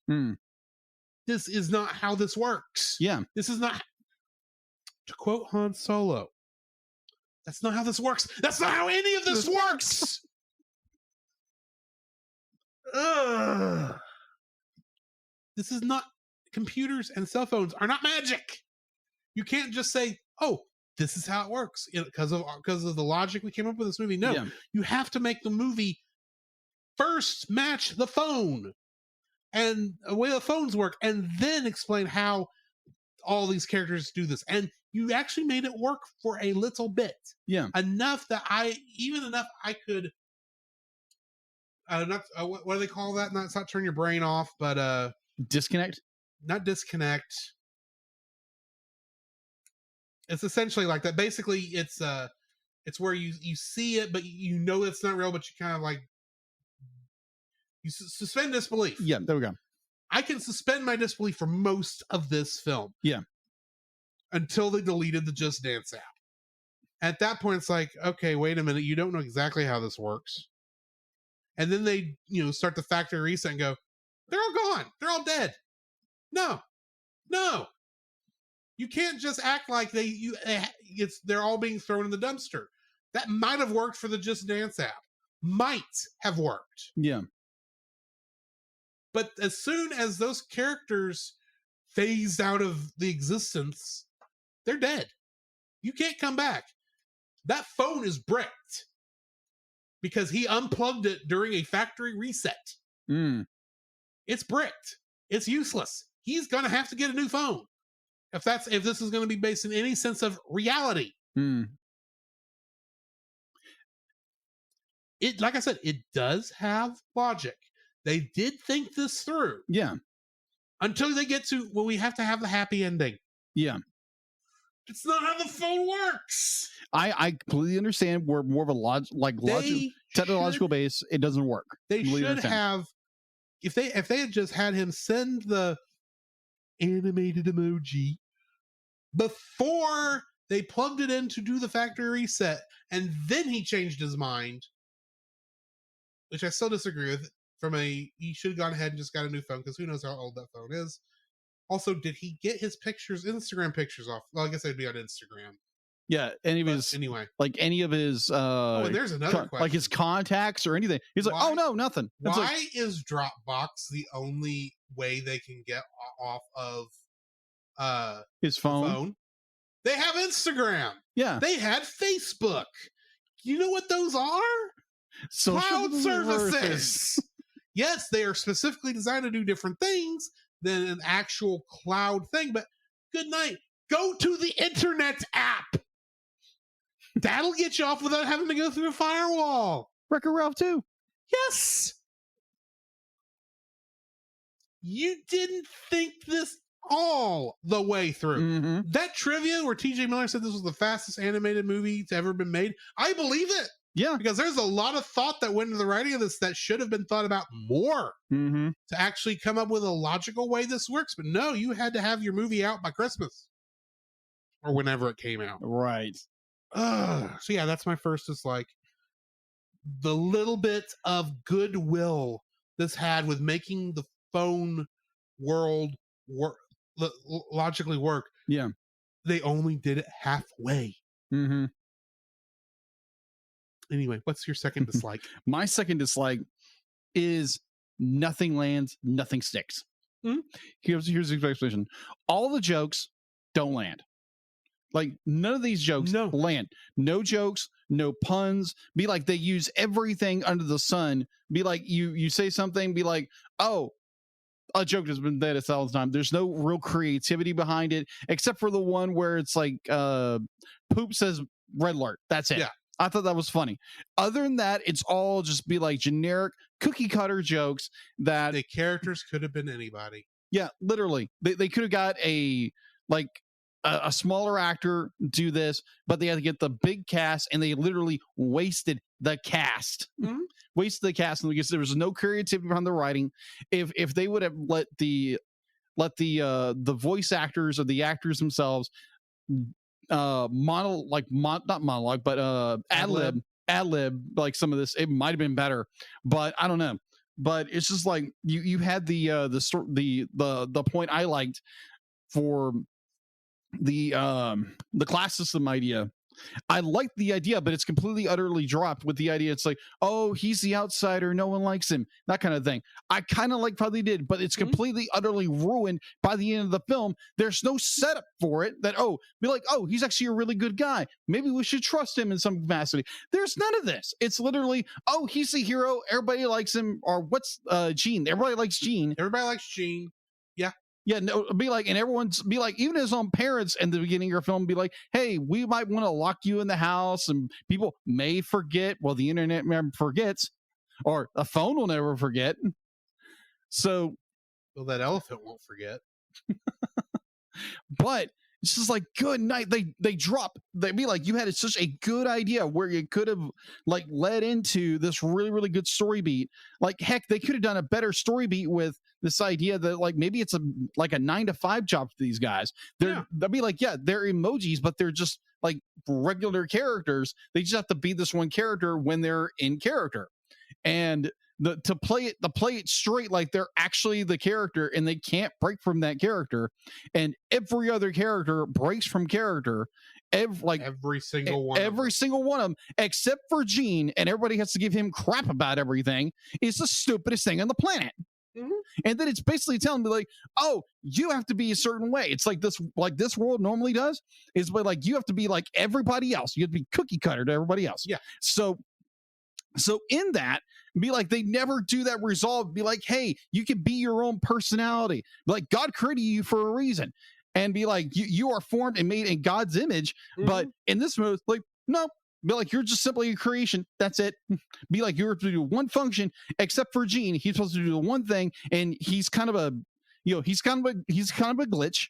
Yeah, he's kind of a glitch.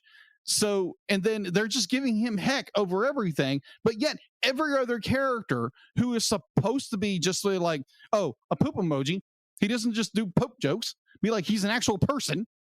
Except in this movie, he does nothing but poop jokes. Yeah, he does poop jokes. That's it. And there's other characters who do other things that are not consistent with what they're supposed to be as an emoji, but they focus on Gene because he can do multiple emojis, and it just gets stupid. By the end of it, it's like, oh, perfectly fine, kumbaya, you can accept who you are, but there's no resolution to it. It's simply the story ends and everybody's happy. Yeah, it's stupid. That's my second like. What's your third? My second, actually. Yeah, your second. It only feels right that my number 2 is the fact that Sir Patrick Stewart plays the poop emoji. Yes, I planned that for number 2.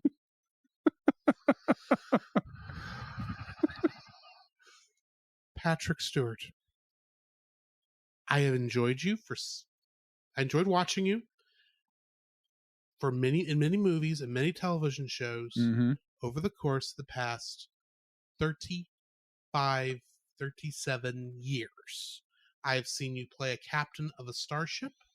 I have seen you play the leader of a school for gifted youngsters. I have seen you in a bad version of Dune with long hair that makes me laugh. I have seen you play Shakespearean roles. I have seen you I've seen you make fun of yourself on episodes of American Dad that are supposed to be making fun of Americans. And you did a good job there too.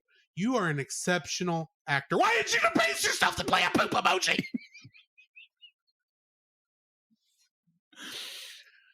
I guess he needed the money. I guess.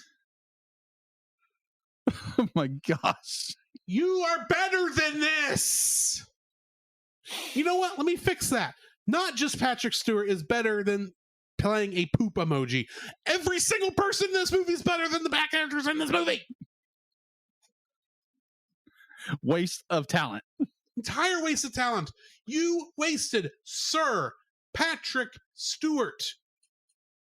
on playing a piece of poo. Why?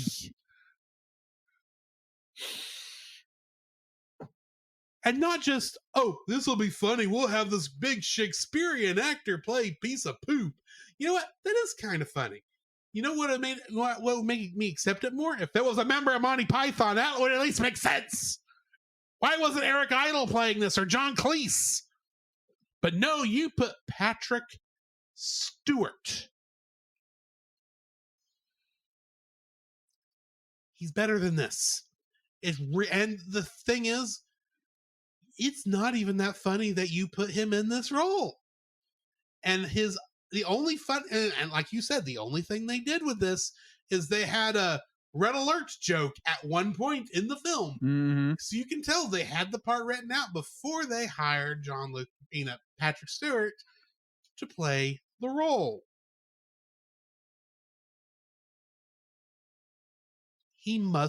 I'm guessing that Patrick Stewart must have needed a paycheck to get him through a couple days while X-Men was being slow at getting Logan out. Would have been about the time that movie was being made. I guess, I don't know. Why did you do this? What's your third dislike? My gosh. That was good. That was really, really good. My third dislike, if my pad will come up. There we go. All right. My third dislike. Candy Crush? Really? Candy Crush? Well, I mean, it makes sense as a cell phone game that pretty much everyone's going to have on the I phone. agree with you. But everything I hear, I'd be like, I'm not going nitpick. It was the only thing I think of was like, Candy Crush. Be like, it's a game. It's a popular game. I think it's still popular. I'm not sure. Relatively popular. And it's just like, it's like, I understand where you're going, but it's just like you could have made up an entirely new, I'd be like, I understand you're trying to, gear towards the audience and like, ooh, Candy Crush. And you'll be like, were they even sponsored by Candy Crush? Did they have a license from Candy Crush? Okay, here's the thing. There is a film theory episode. Yeah. Where they talk about this movie. And apparently, because of the strange way product placement rules are, there is a small chance that the use of both Candy Crush Saga and Just Dance, because of how much they go into the explanation of how the games work for plot points, it might be illegal. It might break those rules.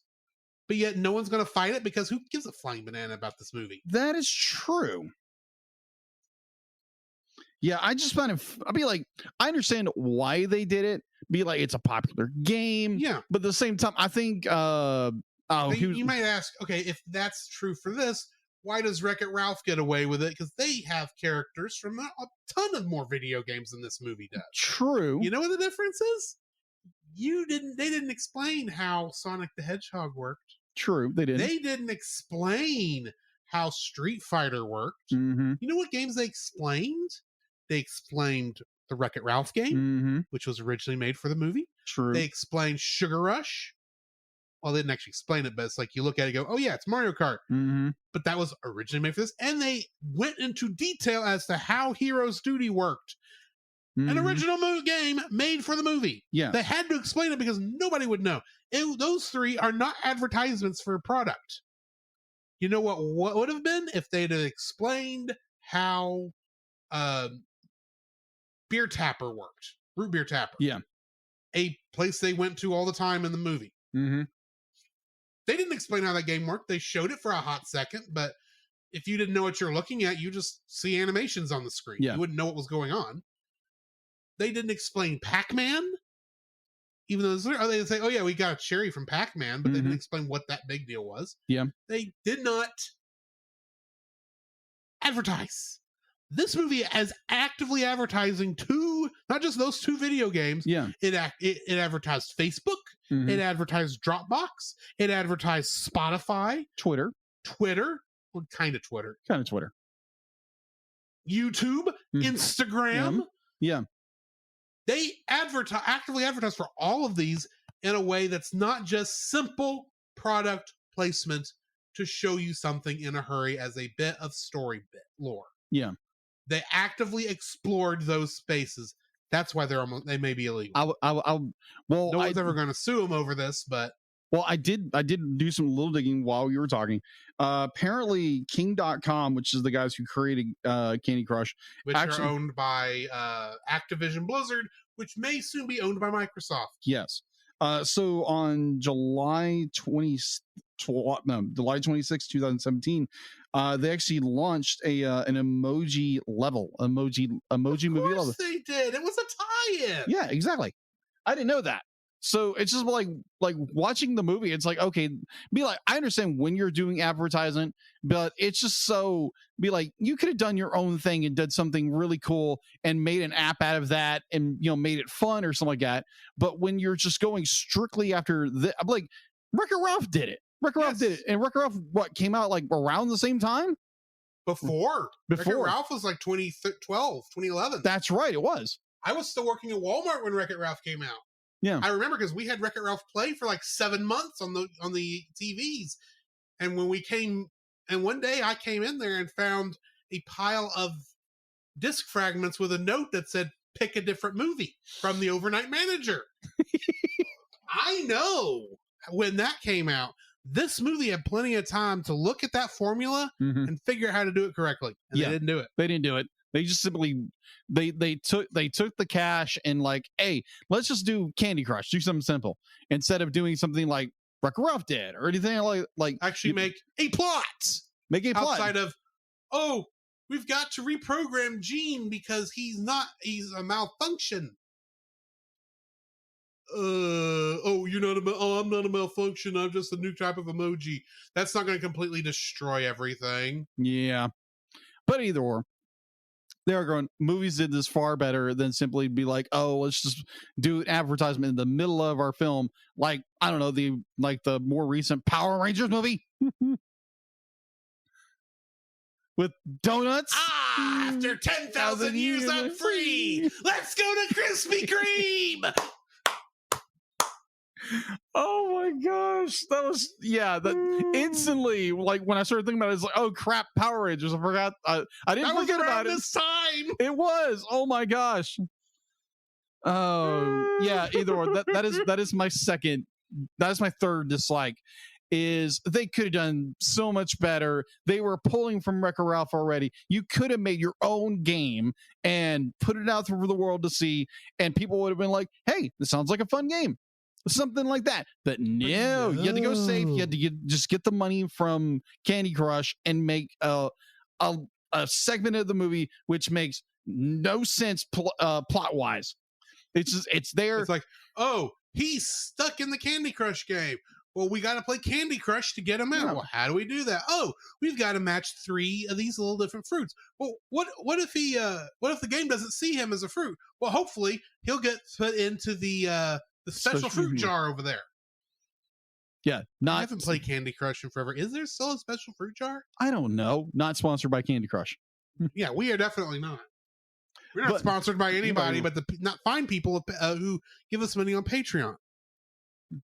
At patreon.com. Thank you, Patreon.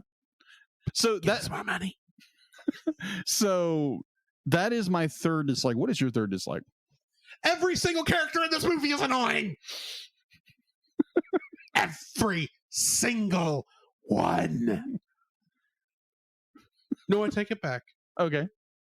The fish roll emoji was not annoying.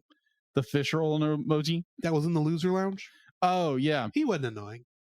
Or she wasn't annoying. I don't know what gender the emoji was. Yeah, it's an emoji. I'm not going to assume it's gender. It's an emoji. It's an emoji. That one wasn't annoying. Every other one was. Now, I will say this. Yes. I did not I thought when we first met Jailbreak that she was a standard yellow faced emoji that maybe was a darker version because you have the darker skin tone versions. Yeah. And I thought that's what she was going to be. I thought it was more like grunge emoji. Maybe, yeah. I could see that. So yeah, when they showed off this, she's actually the princess emoji, I thought, okay, that was actually pretty well handed. Yeah. That was a nice handoff because I didn't see it coming. She's annoying throughout the rest of the stinking film. True. She lies about, please. Oh, princess whistling, and that's going to cause birds to land. That's a stereotype. You should think better than that. Okay, if you see anybody else do this, I'm going to kill you. And the Twitter comes back. It's like, why?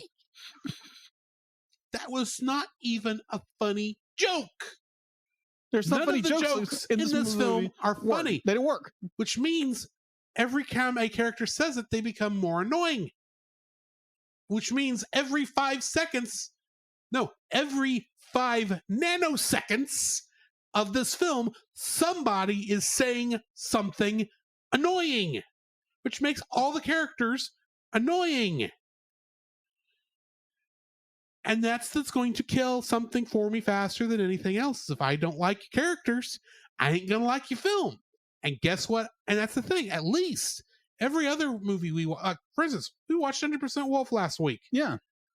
I actually liked some of those characters. Yeah. They weren't great. Some of them were hackneyed, but it's like, okay, I at least have feelings for some of these characters that are not must kill as soon as possible.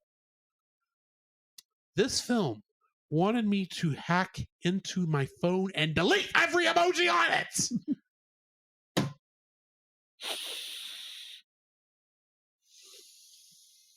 Calm down, brother. Calm down, brother. I absolutely hate this film and all the characters in this, but the one character that takes the cake and is the worst, most annoying character in this film. You would think it would be Sir Patrick Stewart as the poop emoji, considering I gave him an entire dislike section. Yeah. It's not. Who is it? Because Patrick Stewart playing poop is mostly a disappointment. Yeah. In his capabilities. Smiler, on the other hand. Oh my gosh. Worst villain ever. Okay, first off, correct me if I'm wrong, but why is it every time they show her past self, she's got her head to the side? Is it going back to the old emoticon smiley? Yeah. That's that what it's referencing? Because once they actually made the actual smiley face character, I never saw it on its side. It was always straight up and down, unless, it's like the laughing one where it's kind of cocked to one side or something, or it's upside down because it's so crazy. I'm so happy. I feel like I'm upside down, I guess is what that emoji is supposed to mean. By the way, have I mentioned I don't understand emojis in general when it comes to typing? I kind of accept them when they give me because I understand people because they are cute. They do at least represent something, but you give me a string of emojis and going, I have no idea what you're talking about because I don't speak emoji. But Smiler is an annoying character. Now, you're supposed to hate your villains. Yes. Ideally, you love to hate your villains. Yeah. Sometimes you just hate them because, they're villainous, they're the antagonist, they don't deserve love. So yeah, I hate them because they're going against our protagonist. This is a character I hate to hate. Because she's annoying. She's not funny. She is not even a good villain. She's just nuts. Agreed. And not nuts in a good way. She's just nuts because she's nuts. There's no backstory. She has no backstory. Her backstory is, I was the first emoji, so you should love me. That's it. Emojis should only be one thing. Well, shut up. Yeah. Because you're not just a happy emoji. You're the insane emoji. Yeah. They're like, you are the one who deserves to be thrown into the firewall. I hate Smiler. She's not a good villain. Yeah. She's not even a well-made character. And it makes sense that she's the leader of the emojis in this film, because why wouldn't the followers of an annoying character also be annoying? They're all annoying. Gene, bless his heart, is probably the least annoying character in this film, only because more thought was put into his character than the rest of them. Agreed. This movie sucks, but not in a fun way. Agreed. Completely agreed. And that's the end of my third dislike. All right. So what is your score of this film? 2. 2. Okay. There's a little bit of bright spots in there, like I mentioned, but ultimately this is a garbage film. Agreed. And it's not a garbage film I can look at and go and make fun of. Yeah. I have a rule when it comes to bad films. Okay. I'm going to bring this up a lot. If you can't be a good movie, be interesting. Because the worst thing a movie can be is dull. Yeah, agreed. And in many ways, when you add up all the annoyingness of the characters, all the misused cast, and the bad writing, and everything else we've talked about, this is a dull movie because it doesn't even do anything interesting. True. It adds nothing to the genre of the cameo-laden things come to life genre that has popped up in animated movies since Toy Story. Mm-hmm. It does nothing to push animation forward. Hey, how can it? All the characters are simple polygonal characters. The Christina Aguilera thing is the only thing that's got actually decent model work put into it. Agreed. The whole movie is just there, and I'm glad I will never have to watch this film again. What are you rating it? I'm rating it a 3. A bit like I'll give it more. It'd be like a 3.5. Give it a 3.5. Be like the only saving grace this movie has. It has good animation. Yeah, it has good animations. It would have no excuse to do bad. Yeah, exactly. Everything considered. Yeah, everything about the film is utter, trash, and be like when the phone got deleted, everything should have been deleted. Period. I would have preferred that ending. Yes, it's like they're gone.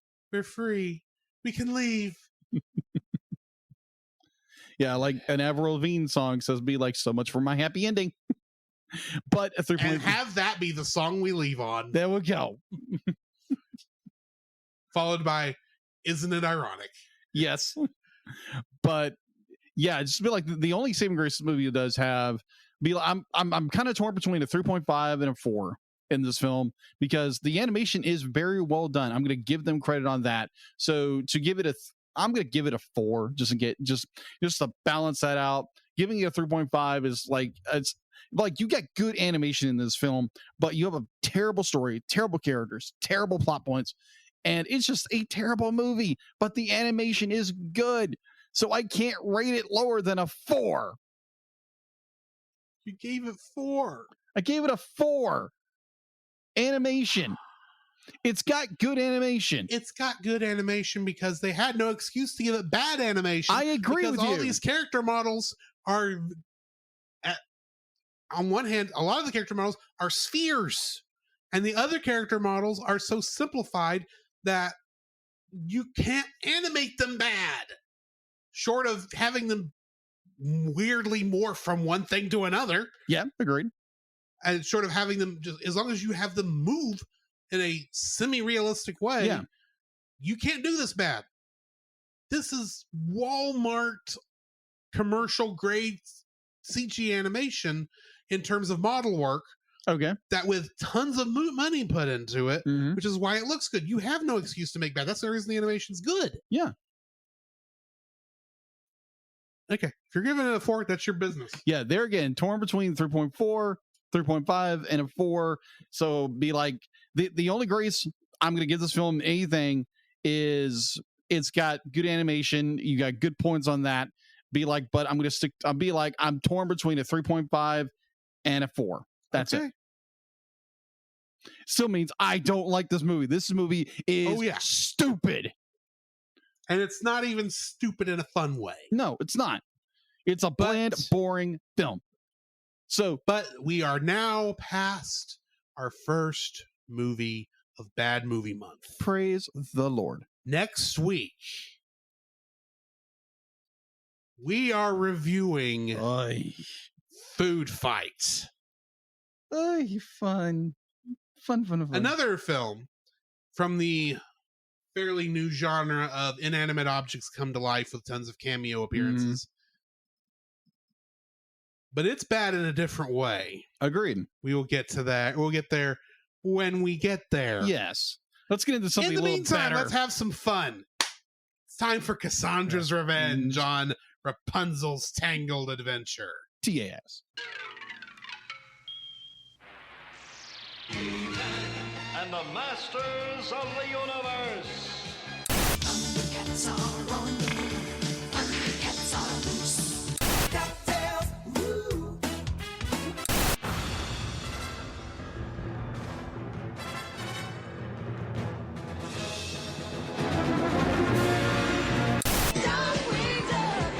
Let's get dangerous.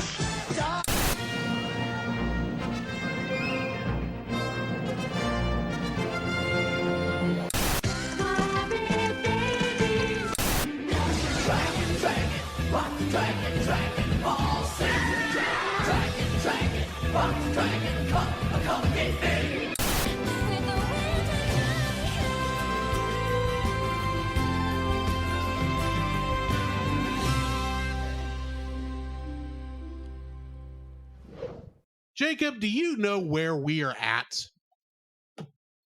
Where? We are at the season 3 2-part episode where we've left the filler and are moving back into story. Yes. We are within the end of the tunnel of Rapunzel's Tangled adventure. And I will admit, I will be sad to see this go. Yeah. When the time comes, because this story has actually been pretty good. Yeah. But today we are on a very important episode, from what I can tell, Cassandra's Revenge, a 2-parter. Uh-huh. We were reviewing both parts today. And it was originally aired as a special, winter special. It was directed by Tom Caulfield and Shane Zalvin and written by Ricky Roxburgh. Guest cast includes Clancy Brown as King Frederick, Julie Bowen as Queen Ariana, Jeremy Jordan as Varian, Bruce Campbell as King Edmund, Jennifer Veal as Enchanted Girl, Vivian Vincer as Kiera, Ruby J as Catalina, Suzanne Blakesley as Old Lady Crowley, and Peter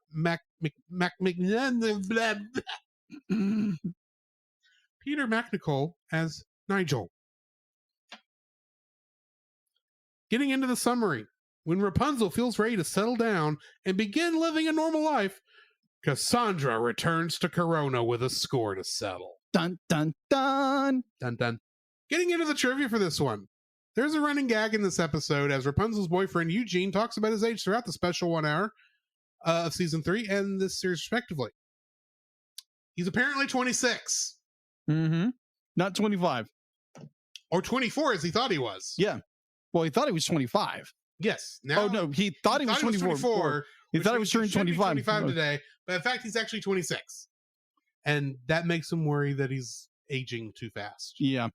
Which I will admit, that one part where they're at Varian's, and he's like, "Hey, do you have any special oils or any alchemical things that make me look younger?" And he does that one, and it makes him look like an old man. It's like, hey, that's funny. That was funny. It's also revealed in this episode that no one but Cassandra can see or can hear Enchanted Girl. Varian was only able to see and hear her when she entered his dreams. Mm-hmm. But that's all I got for trivia. You actually have some notes on this one, don't you? Yes, I do, What actually. are your notes on this? On this special edition of Jacob's Notes. Special notes. So let me get back to my notes real fast. Back to the notes. So, like, yeah, this is a really, really good episode. Like you said, it's getting away from the filler, getting into, fleshing out the story, filling out what's going on, and getting, coming to our resolution of what's really happening in our story. Mm-hmm. I love it to be like, we get Eugene's actual birthday. Yes. We get that, and then it's rudely interrupted by a now very evil Cassandra. Which reminded me of the beginning of Sleeping Beauty. Yes, it did. Yeah. It's like, oh, I guess my invitation's lost in the mail. Oh, dude. Like, well, I'm certainly, that's good. certainly glad Merriweather's not here to tell you, well, you weren't invited. Well, Eugene kind of said that, but he didn't say it. Yes, because Eugene at this point has gotten smarter. Yeah, agreed. He's gained wisdom in his old age. Agreed. But dude, the fact to be like you had this small progression of Cassandra becoming evil and listening to the little fairy girl or the blue girl, as I call her, the enchanted girl. Let's go by the correct word, the enchanted girl. That is how she is credited. Yeah, still, I'm but still going, I know who this is. There's only one person this could be. We'll find out in the next 2 episodes. It's in the next 2 episodes. They finally reveal this. Yes, they finally reveal it. I know who it is. Yeah, there's only one person it could be. So be like, we starts with a Z and ends with an Erie. Oh my gosh. So we get that. We get the fact that Cassandra has become so obsessed with her destiny that be like everything, be like Rapunzel is taking everything from her and she's out for revenge. Hint the title of the episode. Yes. And it's just very, oh my gosh. Be like, you get the point where be like they get down to oh crap, what's the inventor, not the inventor, but the guy who sealed a certain somebody away years ago.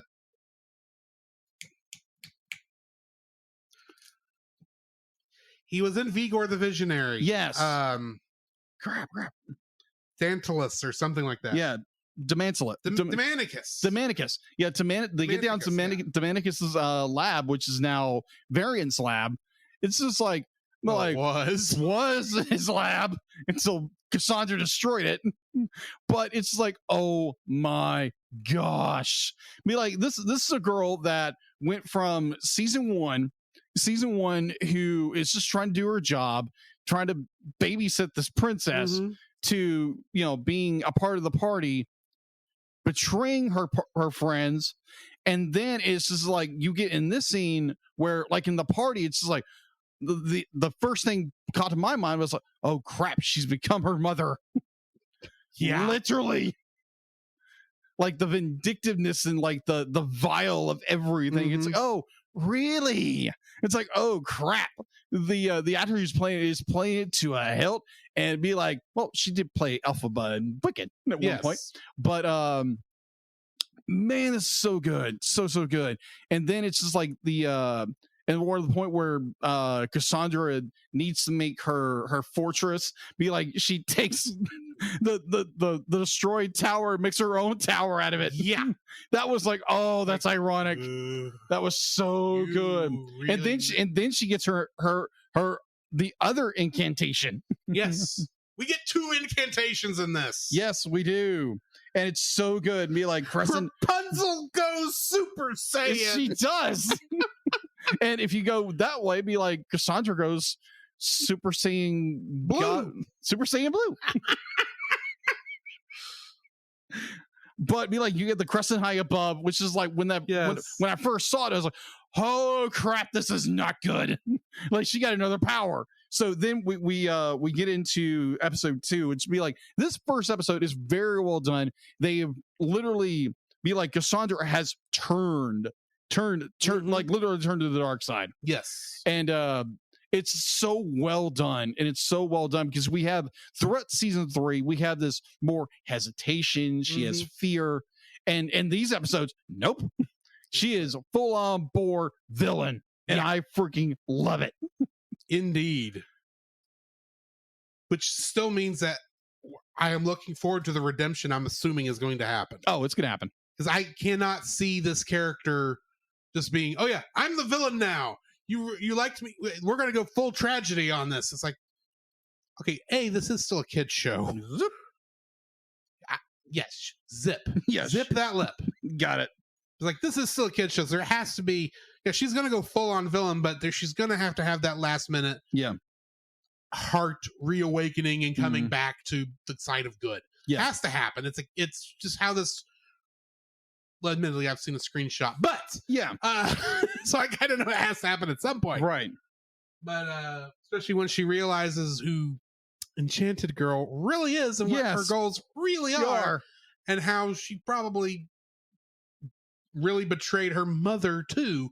I'm guessing. I don't know, But we'll get there when we'll get there. But yeah, this is a great, fun episode. Yes, it is. This second episode is far better. Oh my gosh. And so thankfully, at the mid credit, at the end of the first, we don't go into the super happy end song. No.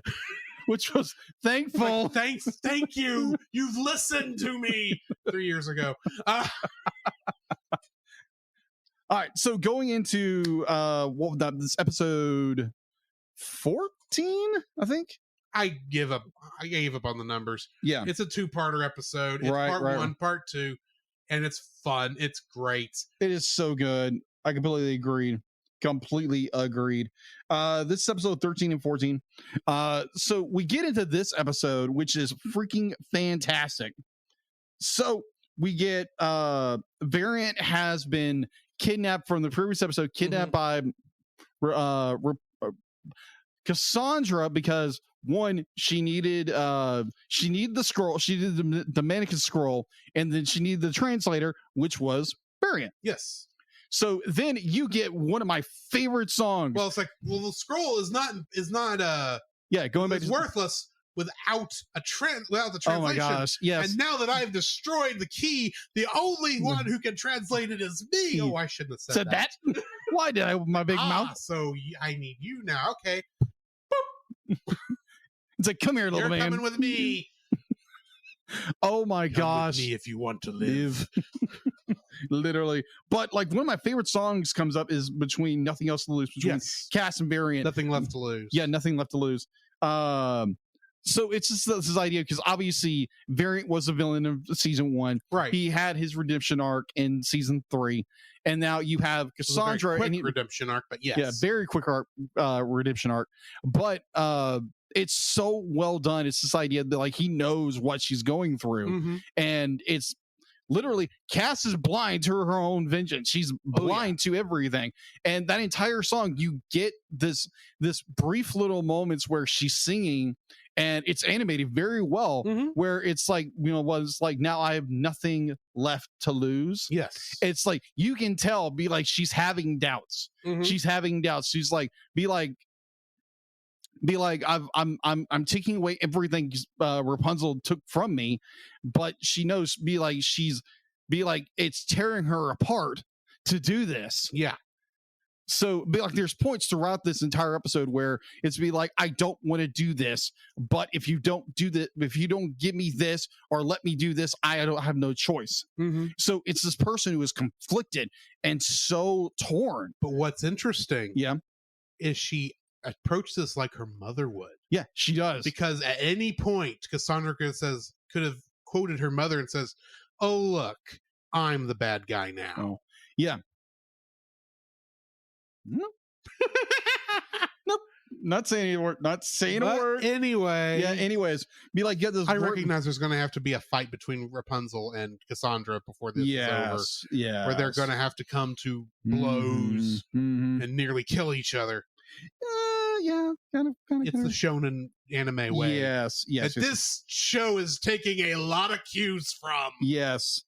So we get the Cass captures Variant in a hand prison. Yes. And then Blue Girl or whatever's Enchanted Girl visits Variant in his dreams to figure out how to get this fourth incantation. And it's just like the sun will reveal it. It's like, what the crap does that mean? Yeah. So we get this whole thing, it's invisible ink on the back of the thing. Yeah, exactly. And then there's a line that when Lance said it to Max, I was like, it's like, okay, we must go down to go up. No. It was I don't care what you smell. That line from Han Solo. Yes. Chewbacca.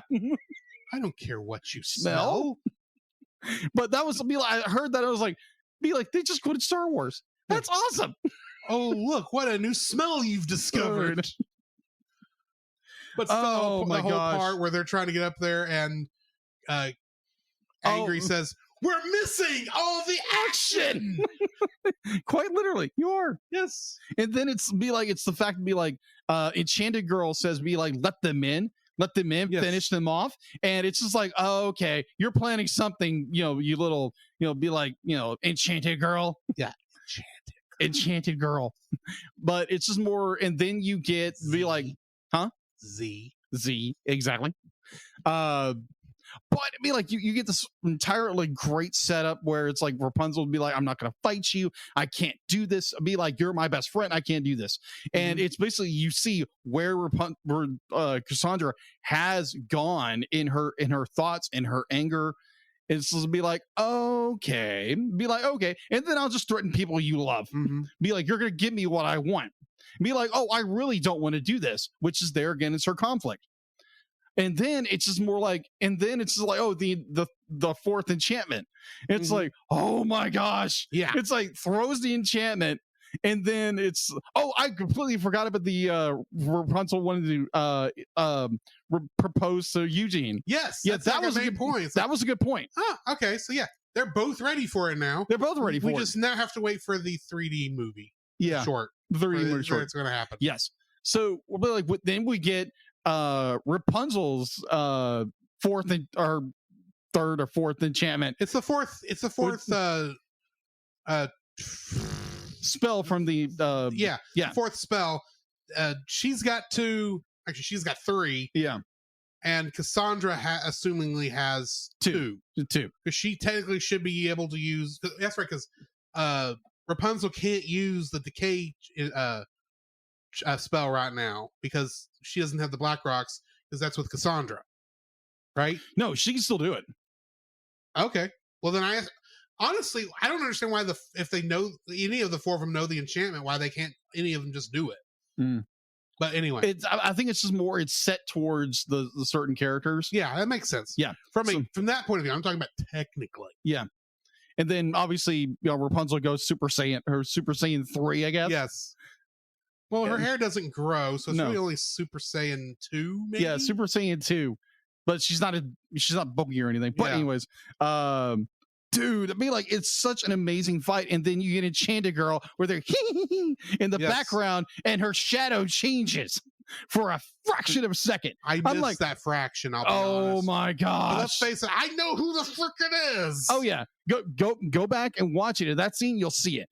And it's just like, oh crap, it is who I think it is. Is that why she's rising into the No, it's before that thing? Okay. It's when both powers are colliding. Yeah. And it's literally she's doing this number and the lights are flashing over, and for like one single frame through, be like her silhouette changes. Okay.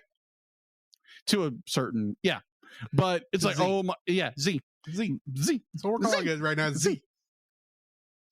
Oh my gosh. But yeah, this idea that like we get this, and then we get I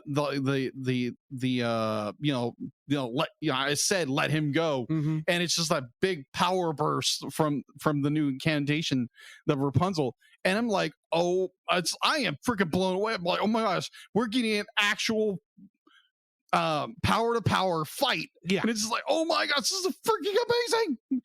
Absolutely freaking amazing. And they seemingly win. They seemingly win this fight a little bit.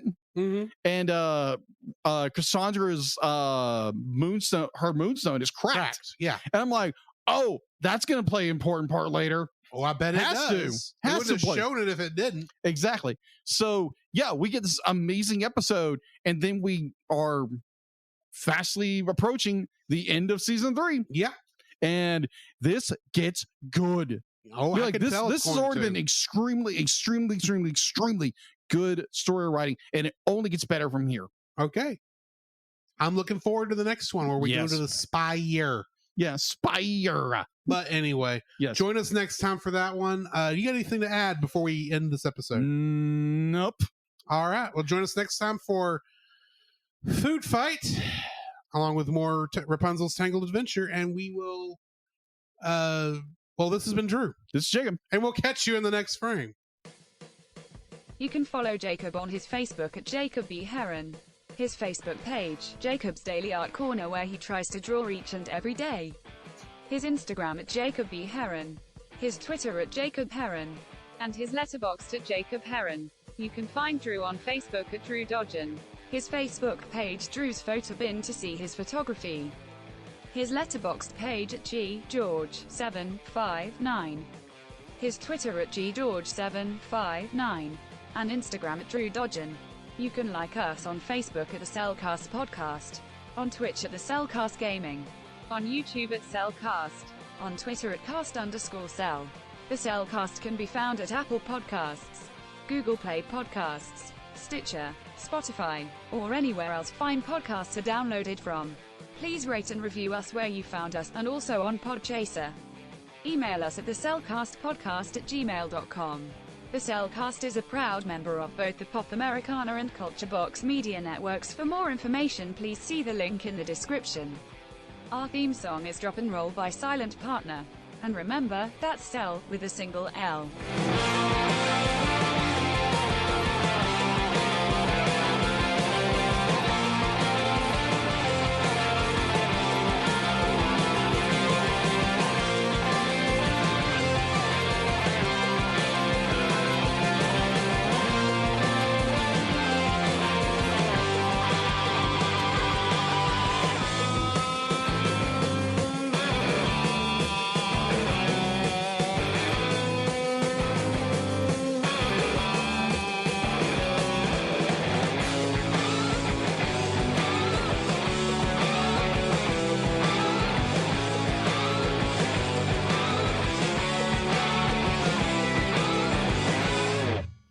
My dear Princess Rapunzel, are you aware of the ancient Sapporian proverb that states that revenge is a dish best served cold? It is very cold in the spire.